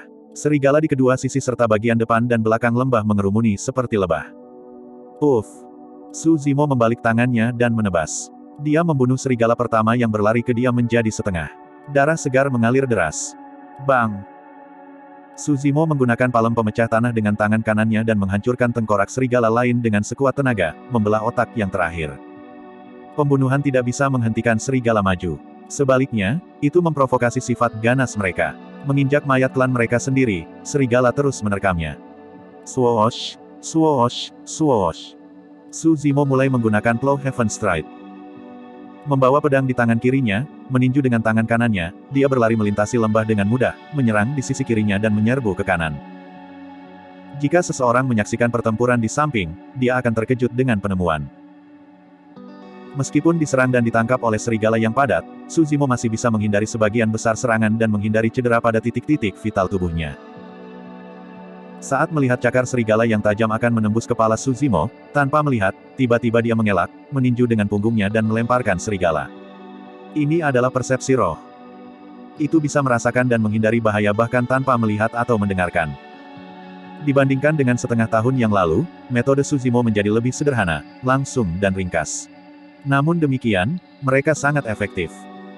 Suzimo tidak lagi terkendali dalam gayanya. Kepala, pundak, pergelangan tangan, kepalan tangan, lutut, dan punggungnya semua bisa digunakan untuk membunuh musuh. Ini adalah teknik pertarungan jarak dekat yang dia asah selama pertarungan. Itu dipenuhi dengan bau darah. Itu cepat, tajam, menakutkan dan tanpa ampun. Menembus. Sekarang ada luka tambahan di tubuh Suzimo. Darah segar menetes dari sana. Meskipun ia mendapat bantuan dari persepsi roh yang kuat, tubuh Suzimo secara bertahap kehilangan kekuatannya di bawah serangan yang berurutan dan intens. Setelah serangkaian pembunuhan yang sengit dan keras, luka yang belum sepenuhnya sembuh terbuka. Darah tumpah tanpa henti, menyebabkan ketidakharmonisan dalam energi vital dan aliran darahnya. Suzimo merasa pusing dan melihat beberapa bintang. Aku tidak bisa bertahan terlalu lama. Suzimo menggertakkan giginya dan menatap pemimpin kelompok serigala yang tidak terlalu jauh. Tingginya sekitar 1 kaki dan seukuran gajah besar. Mengabaikan serangan dari kedua sisi, dia maju ke depan dengan sekuat tenaga dengan langkah bajak surga. Gunung Reliance. Bang, bang, bang. Beberapa serigala bertabrakan satu sama lain di tempat, meludahkan darah di mana-mana. Pada saat yang sama, Suzimo juga menerima serangan merajalela dan menderita banyak cedera. Sepotong dagingnya telah terkoyak oleh satu serigala. Kaki Suzimo bergoyang dan dia hampir berlutut di tanah. Tampaknya merasakan niat Suzimo, ada kilasan ejekan di mata serigala utama, yang seluruh tubuhnya seputih salju. Pada saat ini, serigala menyebar dan serigala utama perlahan-lahan berjalan seperti pemenang. Dia memancarkan aura niat membunuh yang tak ada habisnya. Suzimo menatap serigala yang mendekat. Telapak tangan kirinya yang membawa pedang basah kuyup. Dia diam-diam menarik napas dalam-dalam, dalam persiapan untuk serangan terakhir. Hari ini, sulit baginya untuk lolos dari kematian. Jika dia bisa membunuh serigala utama sebelum dia mati, dia menganggap dirinya telah mendapatkan sesuatu. Swoosh! Serigala utama melompat secara vertikal. Aura keras menyelubungi udara dan menyerbu ke arah Suzimo. Suzimo membuka mulutnya dan mengambil napas dalam-dalam, tampaknya melahap matahari dan bulan. Dia mengangkat dadanya tinggi-tinggi. Detak daging dan darahnya terlihat di permukaan kulitnya. Tendon-tendon besar diikat jadi satu, tampaknya digulung oleh anaconda yang tak terhitung jumlahnya. Peses. Aliran udara melonjak ke paru-parunya dengan gila, mengeluarkan suara aneh. Gerhana anaconda. Ini adalah salah satu gaya bagian tendon transformation. Itu memperbesar tendon besar dan bisa melepaskan kekuatan besar dengan instan. Suzimo mengangkat Thunderbolt Sabre menggunakan satu tangan, berlari langsung ke serigala utama dan membidik kepalanya. Pada saat yang sama, tangan kanannya melakukan serangan mendadak dengan palem yang merusak tanah. Ini sudah dianggap serangan paling kuat Suzimo. Ada kilasan ketakutan di mata serigala utama. Sosok Humongous sangat lincah. Dia berkelit di udara untuk menghindari Thunderbolt Sabre datang ke arahnya dan mendaratkan cakar di dada Suzimo. Awalnya, cakar ini bisa menembus dada Suzimo secara langsung. Namun, Suzimo telah menghancurkan tangannya di sisi tubuh serigala dengan tanah pecah palem pada saat yang sama. Mengaum. Serigala memimpin melolong kesakitan. Itu dilemparkan oleh Suzimo. Setelah berguling-guling di tanah sekali, ia naik dengan cepat dan menggelengkan kepalanya, tampaknya baik-baik saja. Suzimo sudah kehabisan ide dan energi. Meskipun cakar serigala yang tajam tidak meninju dadanya, itu telah menghancurkannya. Suzimo terlempar karena dampak ledakan dari pukulan serigala utama. Dia tampak seperti layang-layang dengan tali yang putus saat dia melemparkan dan kemudian jatuh ke bawah ke arah serigala. Suzimo telah kehilangan semua kekuatannya. Dia menyapu pandangannya. Di bawahnya, banyak serigala mengeluarkan air liur dan membuka mulut mereka, menunggu saat ia jatuh untuk merobek-robeknya. Pada akhirnya, aku masih belum mengatasi ini. Su Zimo mulai merasa linglung. Saat melihat Su Zimo jatuh ke kumpulan serigala, sesosok tiba-tiba muncul dalam kegelapan dan melayang melewatinya di udara. Butuh Su Zimo pergi dari sudut mulut serigala lewat. Bab 16, Buah Api Kirmizi. Nona mati. Su Zimo terkejut dan segera menyangkal pikiran ini. Sosok jangkung, besar, dan tegap mendekatinya. Dia ditutupi rambut panjang dan berbau mual. Bagaimana bisa itu Dai Yue? Su Zimo berusaha membuka matanya untuk melihat pandangan orang itu dengan lebih jelas. Namun, rasa lelah kelelahan menyusulnya. Visi Su Zimo semakin kabur. Samar-samar dia bisa melihat sosok gelap itu meraih benda-benda dan berayun ke sana kemari di atas lembah, gerakannya sangat cepat, gesit dan ringan. Tak lama setelah itu, ia telah mencapai puncak bukit lembah dan melarikan diri dari bungkusan serigala yang dikepung. Petik 2. Sosok hitam itu melihat kembali ke banyak serigala di lembah dan mengeluarkan tawa yang menakutkan. Setelah itu, membawa Su Zimo, dengan 2 hingga 3 gerakan sekaligus, ia menghilang ke hutan. Tidak tahu sudah berapa lama berlalu, Su Zimo perlahan-lahan mendapatkan kembali kesadarannya dan berjuang untuk duduk. Dia kesakitan di seluruh dan otot-ototnya mati rasa dan sakit. Su Zimo melihat ke bawah dan melihat beberapa ramuan tak dikenal telah dioleskan pada lukanya. Mereka merasa ringan dan sejuk. Bagian tubuh yang lain tanpa cedera juga telah diolesi dengan beberapa bahan yang tidak diketahui yang mengeluarkan bau busuk dan menjijikkan. Su Zimo mengangkat alisnya dan melihat sekeliling. Ini adalah gua yang agak luas dan luas tanpa penampilan luar biasa. Namun, banyak kulit serigala yang tergantung di dinding. Pada saat ini, suara gemericik terdengar dari pintu masuk gua. Sosok tinggi dan besar meringkuk. Cara dia berjalan agak aneh. Dia tampak seperti ujung jari dan melompat. Su Zimo memfokuskan pandangannya dan terpana di tempat.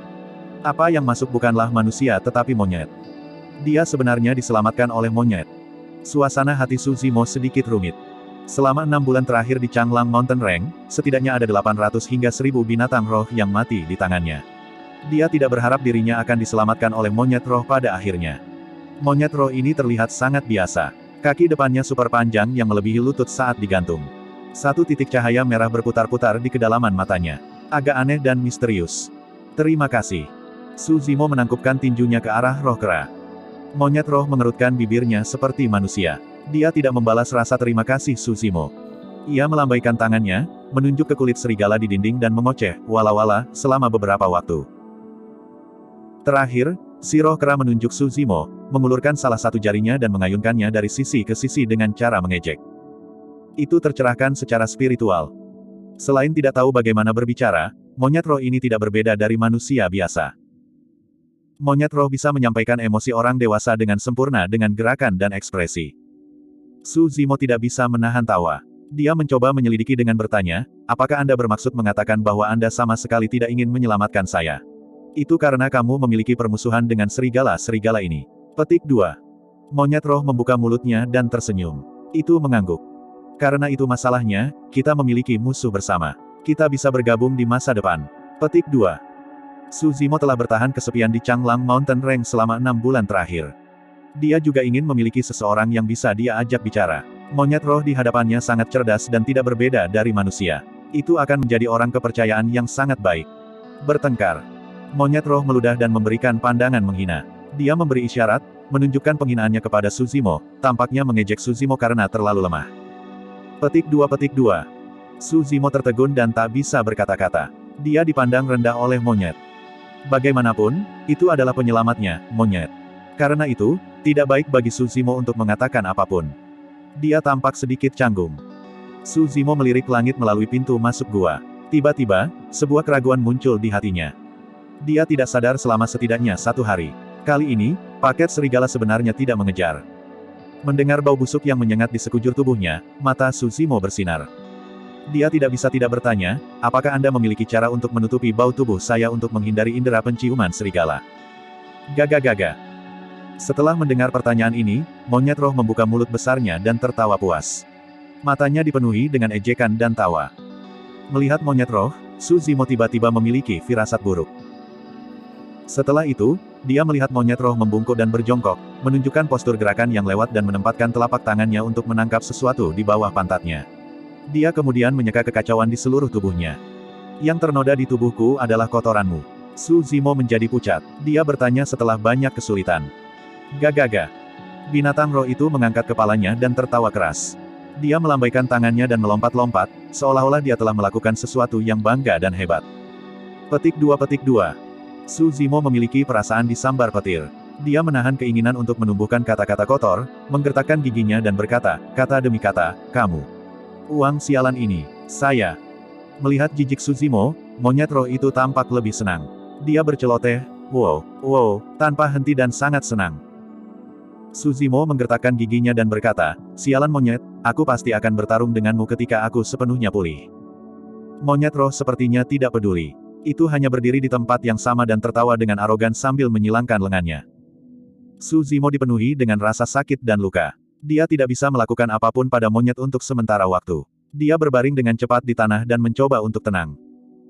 Tepat ketika dia berbaring, tidak jauh dari kepalanya, Su Zimo melihat buah merah dan subur menggantung dan bergoyang perlahan. Itu tampak juicy dan mengkilap dan mengeluarkan aroma menggoda. Su Zimo haus dan mulutnya kering. Tanpa berpikir panjang, dia mengulurkan tangannya dan memasukkan buah merah ke mulutnya. Daging buah melunak begitu memasuki mulutnya. Jusnya menyegarkan dan manis, berubah menjadi gelombang kehangatan di perutnya.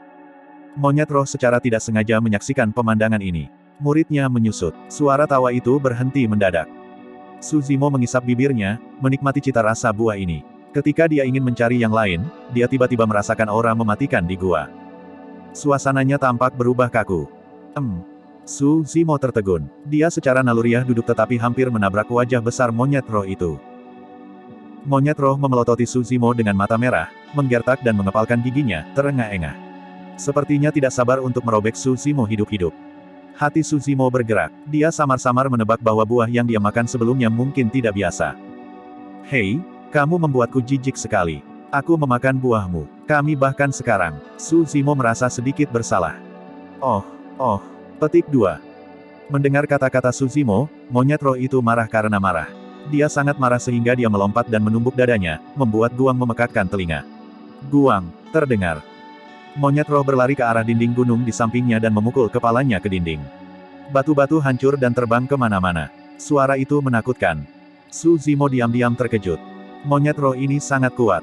Dia mungkin bukan lawannya bahkan jika dia pulih sepenuhnya dan berada dalam kondisi terbaiknya. Untungnya, si roh kera tidak melampiaskan rasa frustrasinya pada dirinya. Dia terus menumbuk batu gunung dan hampir meninju dinding gunung. Pada saat ini, Su Zimo tiba-tiba merasakan perutnya memanas dan mendidih. Aliran udara hangat melonjak ke arah anggota badan dan tulangnya, memancarkan aliran panas yang tak ada habisnya. Kulit Su Zimo mulai memerah. Seolah-olah ada kompor besar di dalam dirinya dan memanggang tubuhnya. Rasa sakit itu tak tertahankan. Set. Su Zimo menghela napas dan melihat ke bawah. Dia melihat daging dan darah di sekitar lukanya berdenyut, menyatu dan menyembuhkan dengan kecepatan yang terlihat oleh mata telanjang. Hanya bekas luka yang tersisa setelahnya.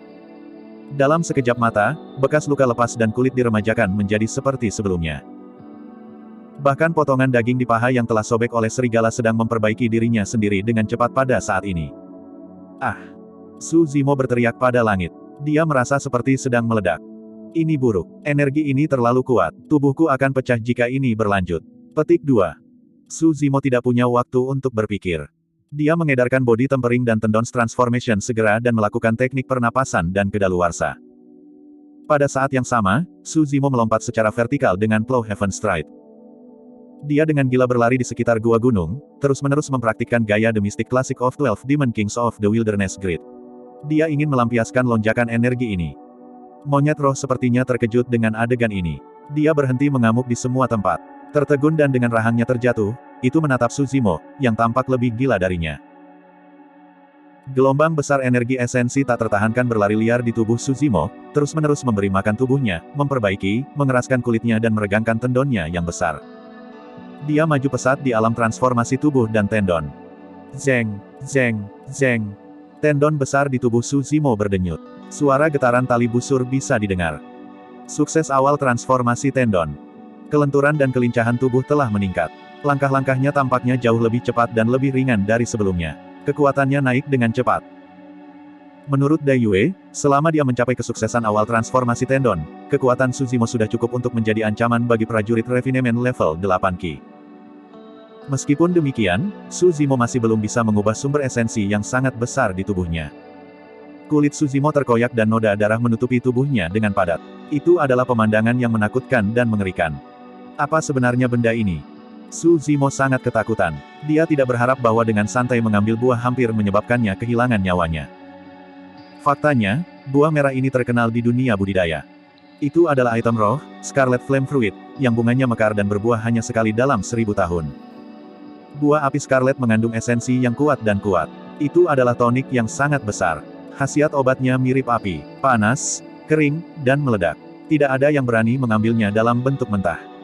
Kebanyakan orang akan menambahkannya dengan obat roh lain dan memperbaikinya menjadi eliksir untuk mengurangi efeknya dan membuatnya nyaman untuk dikonsumsi juga.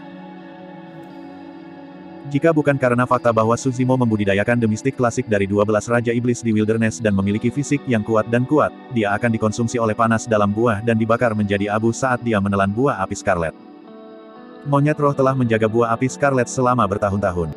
Dia sedang menunggu buah api Scarlet berubah matang dalam beberapa hari ini.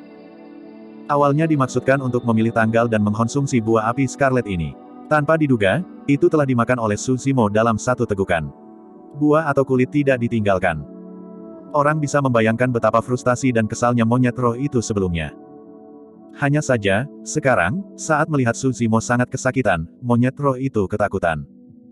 Monyet roh sangat cerdas. Dia bisa mengatakan bahwa jika dia adalah orang yang mengkonsumsi buah api Scarlet ini, dia tidak akan berakhir dalam keadaan yang lebih baik. Kemungkinan besar, dia akan binasa. Saat memikirkan hal ini, roh kera merasa sedikit bersalah. Tidak peduli apa, bencana Suzimo ini disebabkan olehnya. Monyet roh menggaruk telinga dan pipinya dan memandang Suzimo, yang kesakitan luar biasa dan merah di sekujur tubuhnya. Namun, dia tidak bisa memikirkan solusi apapun. Bab 17, di bawah danau dingin. Di bawah pengaruh esensi Scarlet Flame Fruit, darah Suzimo sudah mendidih. Setiap kali dia menarik napas, hidungnya akan melepaskan aliran udara merah. Rentang hidup inti emas yang disempurnakan paling banyak 500 tahun. Bunga yang mekar dan hanya menghasilkan satu buah dalam 1000 tahun, konsep seperti apa yang dimiliki benda roh ini. Aliran energi ini kaya dan masif. Suzimo tidak tahan sama sekali. Dia harus menghitung berkatnya setelah bertahan selama 5 menit dengan The Mystic Classic of 12 Demon Kings of the Wilderness. Ah! Suzimo berteriak pada langit. Dia tidak punya tempat untuk mengeluarkan energi di tubuhnya. Sungguh penyiksaan sehingga ia ingin mati. Bang! Suzimo mengedarkan semua energi di tubuhnya dan mengeksekusi mountain pressing. Dia menabrak dinding batu di gua dengan sekuat tenaga. Satu demi satu, banyak batu pecah dan jatuh ke tanah. Bang! Bang! Bang! Kedua mata Suzimo memerah. Dia berulang kali menabrak dinding batu, sepertinya ingin melepaskan semua energi di tubuhnya. Setiap kali dia menabrak dinding, gua akan bergetar hebat, menjatuhkan kerikil. Gua itu terlihat seperti akan runtuh kapan saja. Jika gua itu runtuh, itu akan menjadi seperti puncak bukit atau benda yang beratnya mencapai 10.000 pound jatuh. Tidak peduli seberapa kuat tubuh seseorang, dia akan hancur menjadi lumpur. Kematian di tempat ini sudah dekat bagi seorang pria dan monyet. Suzimo sudah kehilangan kewarasannya tetapi bukan roh kera. Jelas, Suzimo akan mati. Dia bukan kerabat atau kenalan dengan monyet roh. Mereka hanya bertemu secara kebetulan. Melarikan diri dari tempat ini sesegera mungkin akan menjadi pilihan paling bijaksana untuk monyet roh. Namun, ada sedikit kekhawatiran di mata roh monyet di saat ini. Monyet roh ragu-ragu sejenak dan tidak memilih untuk pergi. Berdiri di samping, dia berada di pin dan jarum. Dia mengedipkan matanya terus-menerus, sepertinya berharap keajaiban terjadi. Bang! Ledakan! Ledakan! Pada saat ini, suara memekakan telinga terdengar dari dinding batu. Seluruh gunung bergetar untuk sementara waktu. Oh! Mata monyet roh bersinar. Dia menemukan bahwa ketukan Suzimo pada kesempatan ini benar-benar telah menghancurkan dinding batu gua dan dia telah jatuh ke dalam gua lain. Ada sebuah gua di dalam gua. Monyet roh mempercepat langkahnya dan menyusul Suzimo. Gua kedua sempit dan kecil dan ada danau kecil di tengah. Udara dingin dan dinginnya es menembus tulang seseorang. Sebelum dia bisa mendekati gua, monyet roh sudah menggigil kedinginan. Dia dengan cepat menghentikan langkahnya. Udara sejuk yang dipancarkan oleh kolam sangat kuat dan bahkan sedikit menyeramkan. Ketika monyet roh beringsut lebih dekat, lapisan es muncul dan menyebar perlahan di rambut tubuhnya. Dingin menembusnya, seolah jarum baja yang tak terhitung menusuk darah dan dagingnya. Pada saat ini, Suzimo terbakar abis. Ketika dia merasakan dinginnya tulang yang menusuk, dia tidak melawan. Sebagai gantinya, dia melangkah menuju danau yang dingin. Rasa dingin itu luar biasa dan tak tertahankan. Namun, Su Zimo, yang telah memakan buah api Scarlet secara tidak sengaja, tampaknya memiliki nyala api yang tak terhitung jumlahnya di tubuhnya, yang secara kebetulan bisa mengimbangi efek dingin. Su Zimo melompat langsung ke danau yang dingin. Setelah itu, suara mendesis bisa terdengar seolah-olah batang besi panas yang mencolok telah dicelupkan ke dalam air es. Dingin dan panas, es dan api, dua kekuatan berbeda ini bertabrakan di tubuh Su Zimo. Su Zimo bangkit dan jatuh di danau yang dingin, sosoknya tenggelam dan muncul kembali dari waktu ke waktu. Uap naik dan kabut tertutup. Rasanya seperti tanah abadi. Monyet roh berdiri dan menyaksikan pemandangan ini dari jauh. Dia samar-samar menduga bahwa Su Zimo sudah selamat dari malapetaka ini dalam situasi yang berubah-ubah. Seperti kata pepatah kuno, penangkal racun beracun akan selalu ada di sekitar yang terakhir. Segala sesuatu di dunia saling menguatkan atau membalas satu sama lain. Ini adalah urutan alam yang tidak akan pernah berubah. Karena gua telah menghasilkan buah yang radikal seperti buah api Scarlet, benda yang kontras dan sangat dingin seharusnya tumbuh di sekitarnya dengan diiringi. Su Zimo telah mengambil buah api Scarlet karena kesalahan dan tidak bisa menahan energi besar. Namun demikian, ia menemukan danau dingin secara kebetulan dan meminjam rasa dingin untuk menekan esensi yang membakar dan menyegelnya ke setiap inci dari daging dan darahnya. Esensi yang membakar ini belum hilang dari tubuh Su Zimo. Namun, harta karun besar telah disegel di tubuhnya. Setiap kali ia berkultivasi, ia akan memperbaiki esensi di dalam dirinya sampai ia menghabiskan energi buah api Scarlet. Ini sangat bermanfaat bagi Su Zimo dalam memajukan ranah di masa depan. Dari saat dia melompat ke danau yang dingin, Su Zimo sudah tersadar. Segera setelah itu, dia menyadari bahwa energi buah api Scarlet tidak lagi menimbulkan ancaman seperti yang telah disegel di tubuhnya. Su Zimo ingin melompat keluar dari danau yang dingin tetapi hatinya tiba-tiba goyah. Karena tempat ini bisa membiakkan buah api Scarlet, mungkinkah ada buah-buahan lain yang berkembang biak di sekitar danau dingin?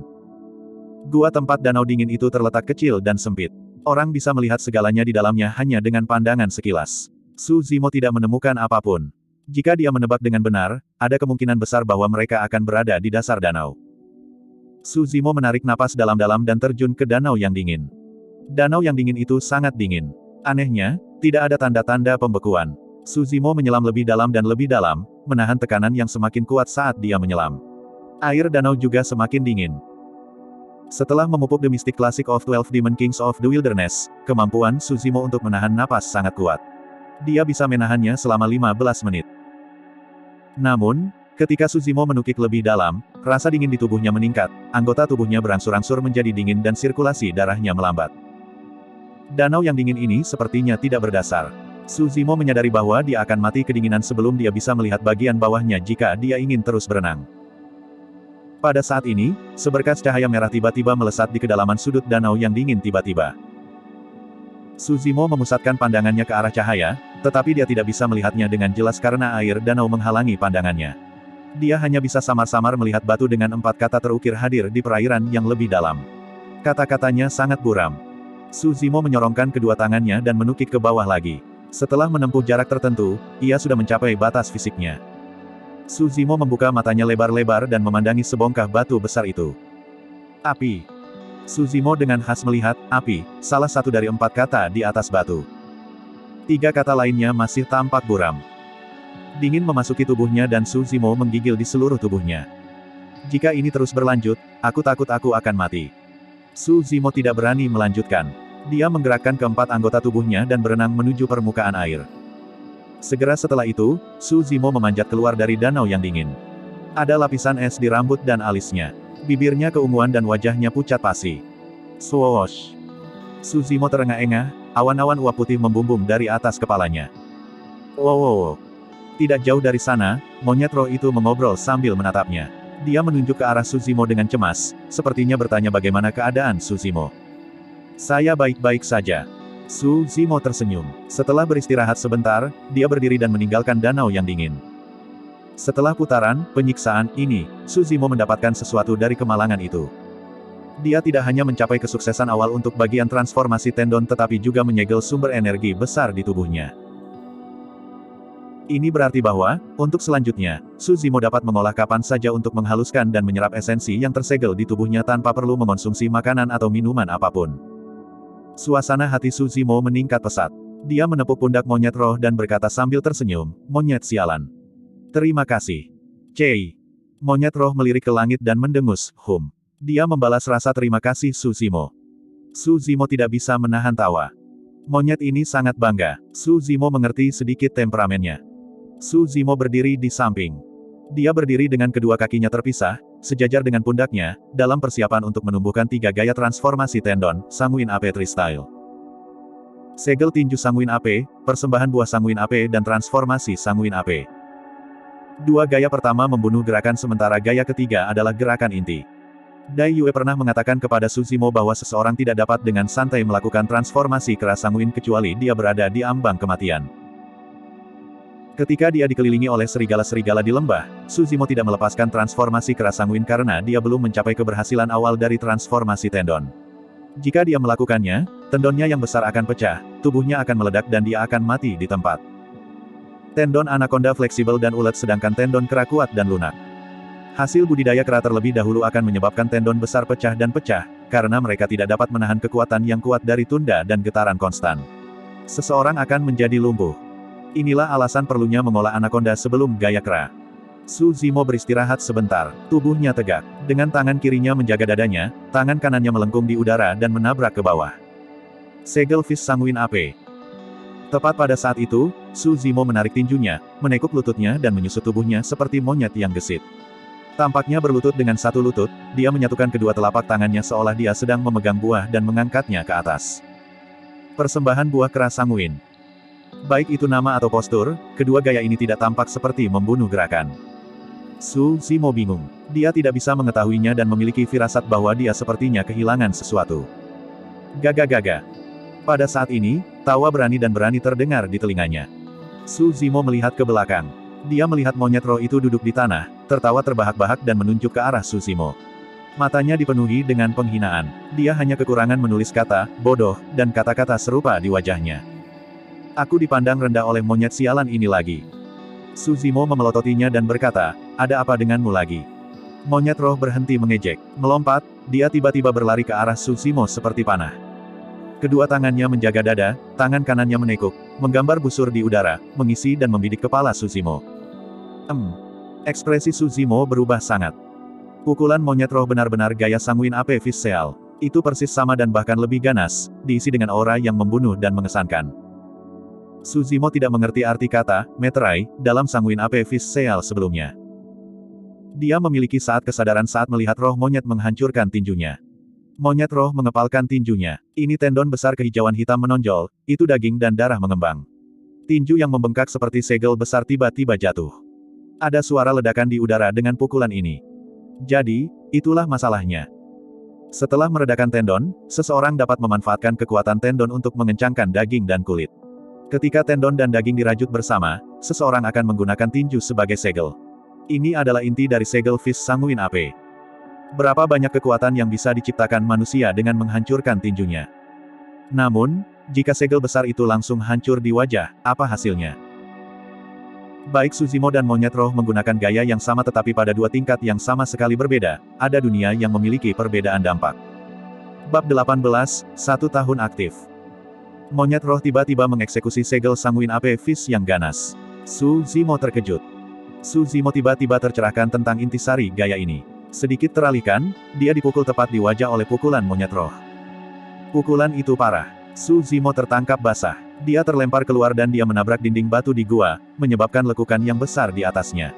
Retakan padat mulai muncul di sekitar dinding batu. Su Zimo linglung oleh pukulan itu. Pada suatu saat, monyet ini tertawa dengan riang. Pada saat berikutnya, dia menjadi bermusuhan dan menyerang. Benar-benar tidak masuk akal.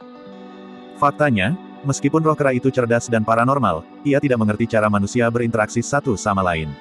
Oleh karena itu tidak dipengaruhi oleh pertempuran dan rencana licik serta menipu dan memeras di dunia fana. Di hutan, satu-satunya komunikasi antara klan iblis adalah pertempuran. Monyet roh itu sederhana dan tidak bersalah. Ia mempertahankan naluri bertahan hidup yang paling primitif. Itu akan bertarung atau tersenyum ketika rasanya seperti itu.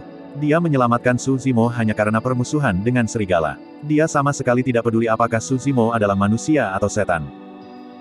Ketika melepaskan pukulannya, monyet roh itu bahkan tidak berpikir untuk menariknya kembali. Jika Suzimo tidak mengolah The Mystic Classic of 12 Kings Demon of the Wilderness Grid dan mengkonsumsi Scarlet Flame Fruit, mencapai kesuksesan awal dengan body tempering dan tendons transformation, gaya segel Fish Sanguine AP Fish ini kemungkinan besar akan membuatnya setengah mati. Suzimo menyentuh darah yang mengalir keluar dari lubang hidungnya. Wajahnya menjadi gelap ketika dia berkata, "Sialan monyet, apakah kamu ingin bertarung?" Wow. Monyet roh itu penuh dengan penghinaan. Dia melengkungkan jari ke arah Suzimo dan memprovokasi yang terakhir, terus mengobrol. Tanpa sepatah kata pun, Suzimo bangkit dan melepaskan Plow Heaven Stride. Dalam sekejap mata, dia muncul di hadapan monyet roh, membalikkan telapak tangannya dalam posisi memecahkan tanah dan mendaratkannya. Wow! Monyet roh menggigil di seluruh, tampaknya terkejut oleh kehebatan bajak surga Stride dikombinasikan dengan palem tanah pecah. Monyet roh tampaknya telah merasakan kekuatan palem yang memecah tanah. Karenanya, itu tidak dilanjutkan dengan pertarungan. Ini ujung-ujung dan mundur dengan kecepatan kilat dan kelincahan. Itu adalah serangan kosong tetapi Suzimo tidak menganggapnya baik. Dia mengikuti dengan cermat. Setelah 6 bulan pengalaman hidup dan mati, Suzimo tidak hanya memupuk persepsi roh tetapi juga menguasai kemampuan tempur jarak dekat dan berbagai jenis teknik pertempuran. Suzimo mengikuti dengan ama, mengepalkan kedua tangan di bawah perutnya. Buku-buku jari menonjol, dan seolah-olah sepasang tanduk menusuk ke arah dada monyet roh. Melihat hal ini, monyet roh tidak mundur. Ia malah menyerang. Tubuhnya meringkuk, satu lutut sepertinya. Pada saat yang sama ia menghindari Bovin's Moon Gazing, kedua telapak tangannya tampak memegang buah dan mengangkatnya. Persembahan buah keras sanguin. Ketika monyet roh mengeksekusi gaya ini, Suzimo tidak bisa merasakan sedikit pun niat membunuh. Postur persembahan buah keras sanguin tampak seperti seseorang berlutut dengan satu kaki dan memberi hormat dengan patuh. Namun, untuk beberapa alasan yang tidak diketahui, Suzimo tiba-tiba merasakan kulit kepalanya melepuh dan merinding di sekujur tubuhnya. Persepsi roh yang dia kembangkan mengatakan kepadanya bahwa langkah pembunuhan besar tersembunyi dalam gaya ini. Suzimo menutup matanya dan mundur dengan cepat. Pada saat yang sama, ia memperhatikan gerakan selanjutnya roh kera. Pang, pang, pang. Keriting awal tubuh roh monyet tiba-tiba memantul saat mencapai tepat sebelum Suzimo. Tendon besar di tubuhnya berdenyut, suara tali busur berlari. Tiba-tiba melepaskan dan mengalir dengan niat membunuh. Pikiran melintas di benak Suzimo. Dia samar-samar memahami inti dari persembahan buah sanguin AP. Di satu sisi, ketika tendonnya yang besar berkontraksi dan tiba-tiba meregang, itu akan melepaskan kekuatan yang lebih besar.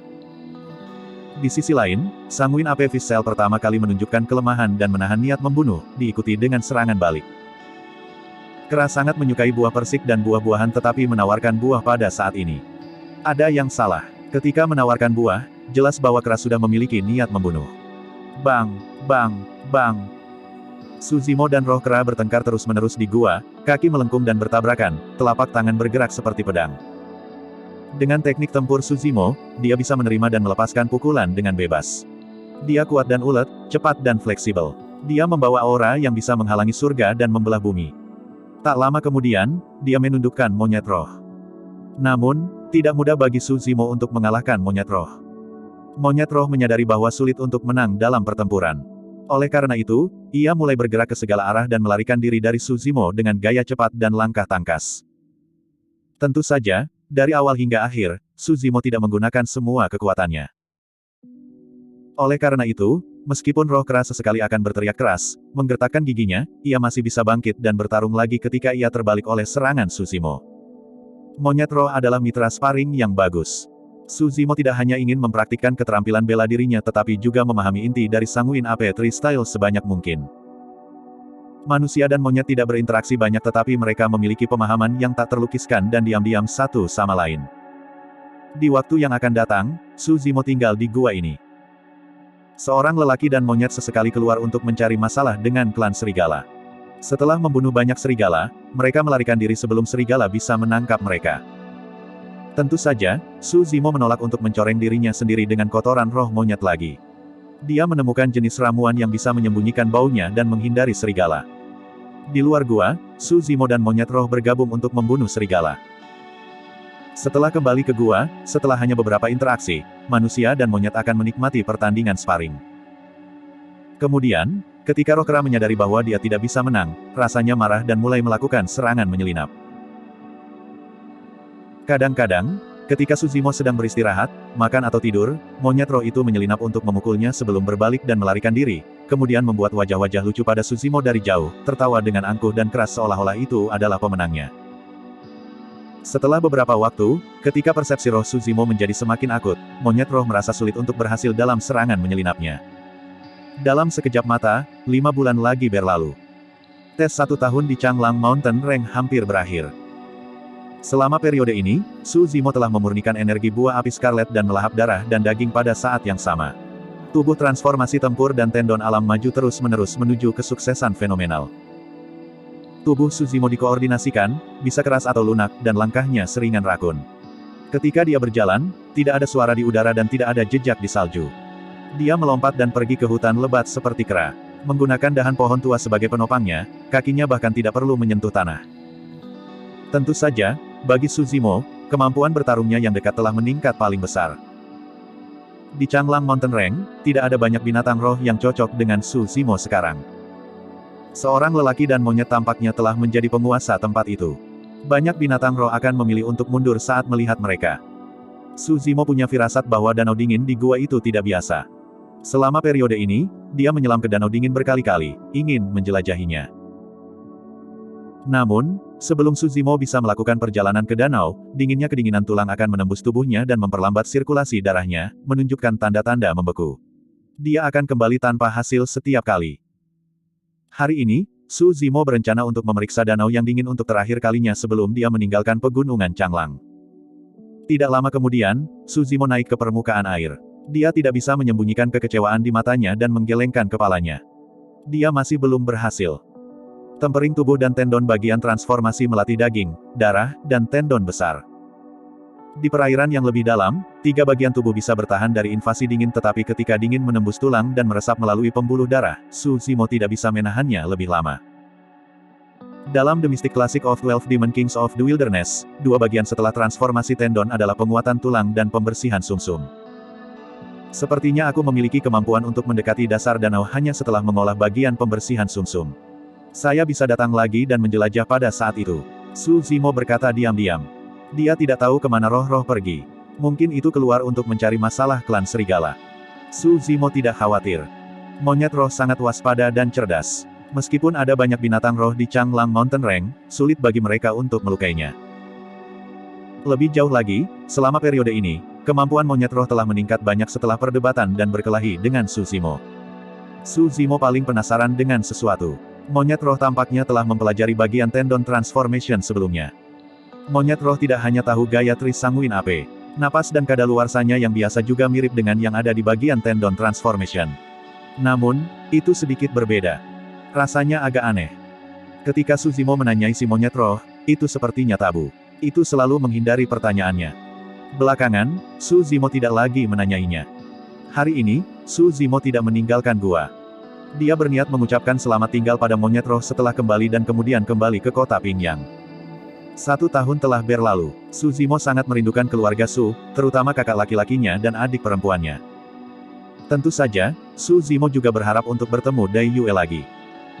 Dalam sekejap mata, matahari berangsur-angsur turun dan hampir sore. Monyet roh belum kembali. Suzimo mengerutkan alisnya. Ada kilasan kekhawatiran di matanya. Pegunungan Changlang sangat menakutkan di malam hari. Setan roh jahat sering muncul, mencari mangsa. Meskipun Suzimo dan monyet roh sangat kuat, mereka bukan tandingan iblis roh. Karena itu, sebelum malam tiba, mereka akan kembali ke gua gunung. Situasi monyet roh yang tidak kembali sepanjang hari tidak pernah terjadi sebelumnya. Suzimo merasa sangat gelisah. Dia tiba-tiba berdiri dan mengeluarkan saber petir yang tertusuk di dinding batu. Dia mengikatnya di punggungnya dan melangkah keluar dari gua. Bab 19, Kaulah satu-satunya pacaran yang maut. Langit berangsur-angsur menjadi gelap. Itu hampir malam. Sangat berbahaya menginjak pegunungan Changlang pada jam ini. Bahkan Suzimo tidak bisa menjamin keselamatannya sendiri. Jika dia bertemu roh-roh jahat, kemungkinannya tidak akan menguntungkannya. Namun, Suzimo masih memutuskan untuk mencari roh monyet. Monyet roh tidak hanya menyelamatkan hidupnya tetapi juga sangat terikat padanya. Setelah 6 bulan berinteraksi dan banyak sparrings, seorang pria dan seekor monyet perlahan-lahan menjalin hubungan dekat. Bergaul dengan monyet roh jauh lebih mudah daripada bergaul dengan manusia. Kesungguhan timbal balik adalah satu-satunya persyaratan. Meskipun roh monyet suka berkelahi dan mengolok-olok Suzimo, itu tidak akan berbohong atau memanfaatkannya. Tidak ada kebohongan dan ketidakpercayaan satu sama lain atau saling merencanakan satu sama lain. Sangat mudah untuk mengidentifikasi roh monyet melalui bau badan yang mengerikan. Setelah mendapatkan beberapa aroma di luar gua, Suzimo memutuskan untuk berlari ke arah tertentu. Baru kemudian Suzimo menyadari bahwa monyet ini memiliki preferensi khusus untuk kotorannya sendiri. Oleh karena itu, fakta bahwa ia bersedia mengoleskan kotoran pada Suzimo berarti telah memperlakukannya sebagai salah satu miliknya sendiri. Sepanjang jalan, Suzimo menemukan banyak binatang roh. Namun, Suzimo tidak terlibat pertengkaran dengan mereka. Sebagai gantinya, ia memutar dan terus mencari monyet roh melalui bau tubuh yang terakhir. Sebagian besar binatang roh ini diakui Suzimo. Oleh karena itu, mereka tidak akan mengadili masalah dengan mencari dia atas kemauan sendiri. Tidak lama kemudian, Suzimo menghentikan langkahnya. Kedua telinganya menggeliat dan menangkap suara samar senjata yang saling bertabrakan. Suzimo menyipitkan matanya. Mengapa ada suara bentrok senjata di Changlang Mountain Range? Bahkan Konate Experts tidak berani pergi jauh ke pegunungan Changlang, terutama ketika malam sudah dekat. Petani. Kata ini terlintas di benak Suzimo. Ekspresinya berubah-ubah seperti cuaca. Jika itu 1 tahun yang lalu, seperti pemula yang agresif dan bodoh, Suzimo akan sangat bersemangat dan bersemangat untuk melawan mereka. Namun, setelah melalui 1 tahun pelatihan yang solid, Suzimo tidak seadanya dan belum sesemangat sebelumnya. Yang paling penting, para pembudidaya yang berani untuk tetap di Changlang Mountain Range di malam hari jelas berada di alam maju. Mereka tidak mungkin menjadi prajurit refinement level 1 atau 2 Ki. Sebagian besar binatang roh di Changlang Mountain Range bukan ancaman terhadap monyet roh. Namun, situasinya akan berbeda jika monyet roh bertemu dengan seorang pembudidaya. Saat memikirkan hal ini, Suzimo merangkak di tanah dengan kedua tangan dan kakinya.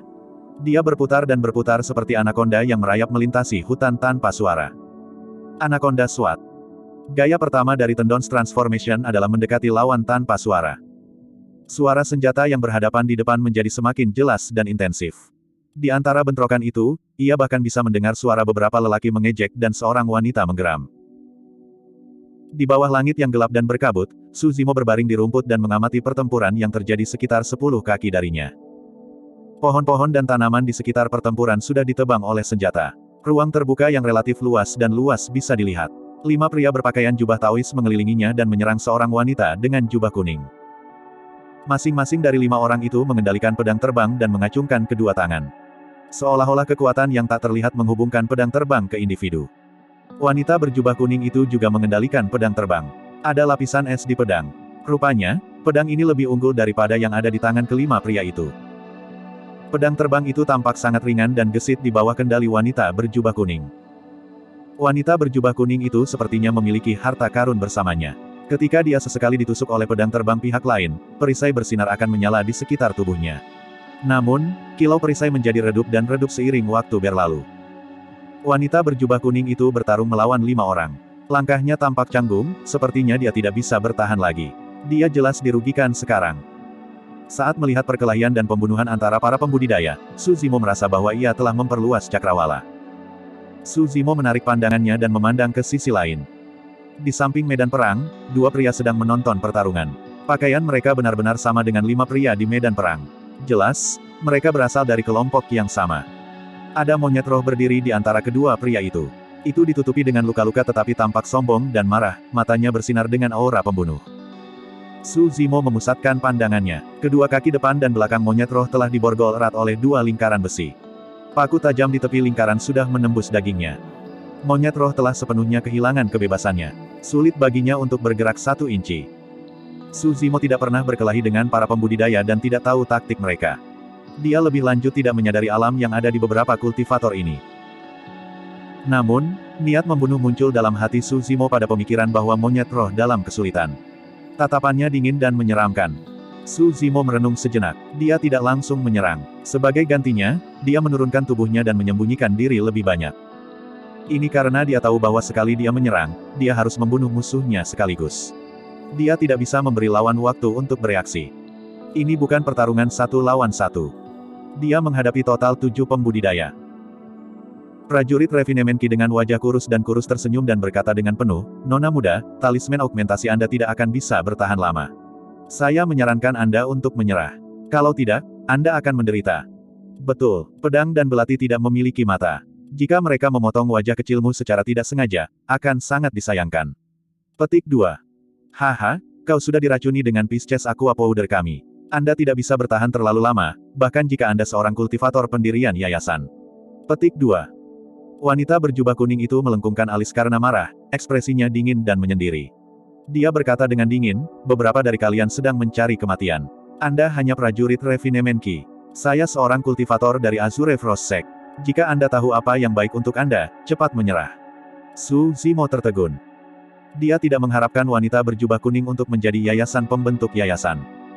Yang menakutkan adalah bahwa dia tampaknya diracuni oleh Pisces Aqua Powder. Oleh karena itu, dia tidak akan cocok untuk 5 prajurit Refinement Ki ini.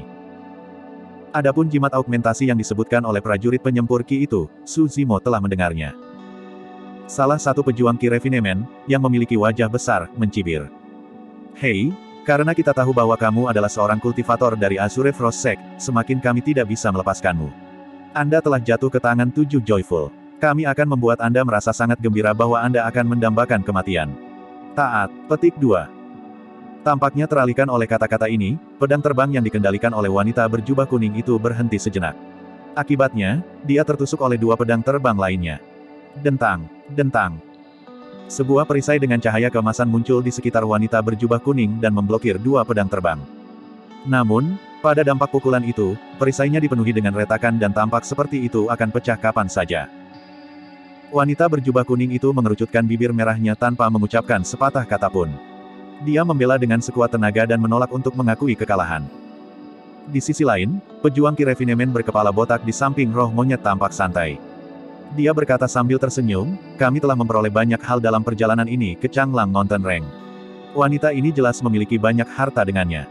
Yang paling penting, baik itu wajah atau figur, wanita ini kelas tertinggi. Dia akan menyenangkan bagi kita bertujuh. Haha. Yang mengatakan, jika kita tidak memiliki Beast Trapping Hoop yang Master turunkan kepada kita benar-benar tidak akan bisa mengalahkan monyet ini, kata prajurit perbaikan Ki lainnya yang membawa tongkat panjang. Ada ketakutan yang melekat di hatinya.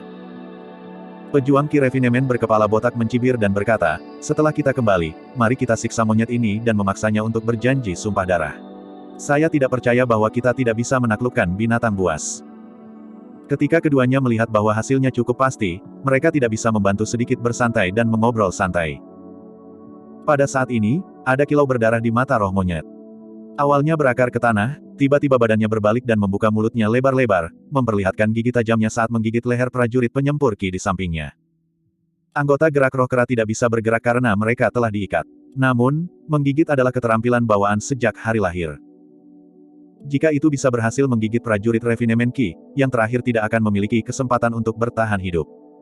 Monyet roh itu tinggi dan besar. Itu harus menurunkan kepalanya untuk menggigit prajurit Ki Refinement yang relatif lebih pendek. Selain itu, tubuhnya pun terkendali. Karena itu, tindakannya sedikit tertunda dan orang itu bereaksi tepat waktu. Wajah prajurit Ki Refinement yang memegang tongkat berubah. Dia dengan cepat mengelak. Menembus. Meskipun dia menghindari digigit pada titik vital lehernya, sepotong besar daging di ujung bahunya telah dirobek oleh monyet roh. Darah segar keluar dari sana. Ah! Prajurit Refinement Ki menangis kesakitan, tampak pucat pasi. Dia menyentuh tas kain kecil di bawah pinggangnya dan botol porselen muncul di telapak tangannya. Dia membuka botol dan mengeluarkan seberkas bahan seperti bubuk sebelum menerapkannya pada lukanya. Ini menghentikan darah segar menetes. Sangat menakjubkan. Setelah prajurit penghalang Ki mengelola lukanya, ia mengangkat tongkat besinya dengan marah. Ada kilatan cahaya dan tongkat itu mendarat dengan kuat di lutut monyet roh. Dia memarahi, berlutut. Terdengar suara keras di tanah. Monyet roh bergetar, kilatan rasa sakit bisa terlihat di matanya. Namun, pukulan dengan tongkat ini tidak membuat roh monyet berlutut. Sebaliknya, itu memancing insting membunuh. Monyet roh itu mengunyah sepotong daging yang sobek dengan merajalela, mengungkapkan tatapan ganas dan mengancam. Kemudian menelannya dalam satu tegukan. Setelah itu, ia berbalik menghadap prajurit Ki Refinement dan tertawa, gagah, dengan keras dengan tatapan mengejek di matanya. Dia liar, keras kepala dan pantang menyerah. Anda sedang mencari mati. Saat melihat tingkah laku monyet roh, kemarahan Ki Refinement Warrior meningkat. Dia tidak peduli apakah lukanya akan terbuka. Dia mengangkat batang baja lagi dan menghancurkannya ke atas kepala roh monyet. Pada saat ini, sebuah suara dingin terdengar di telinganya. Kaulah yang mencari mati.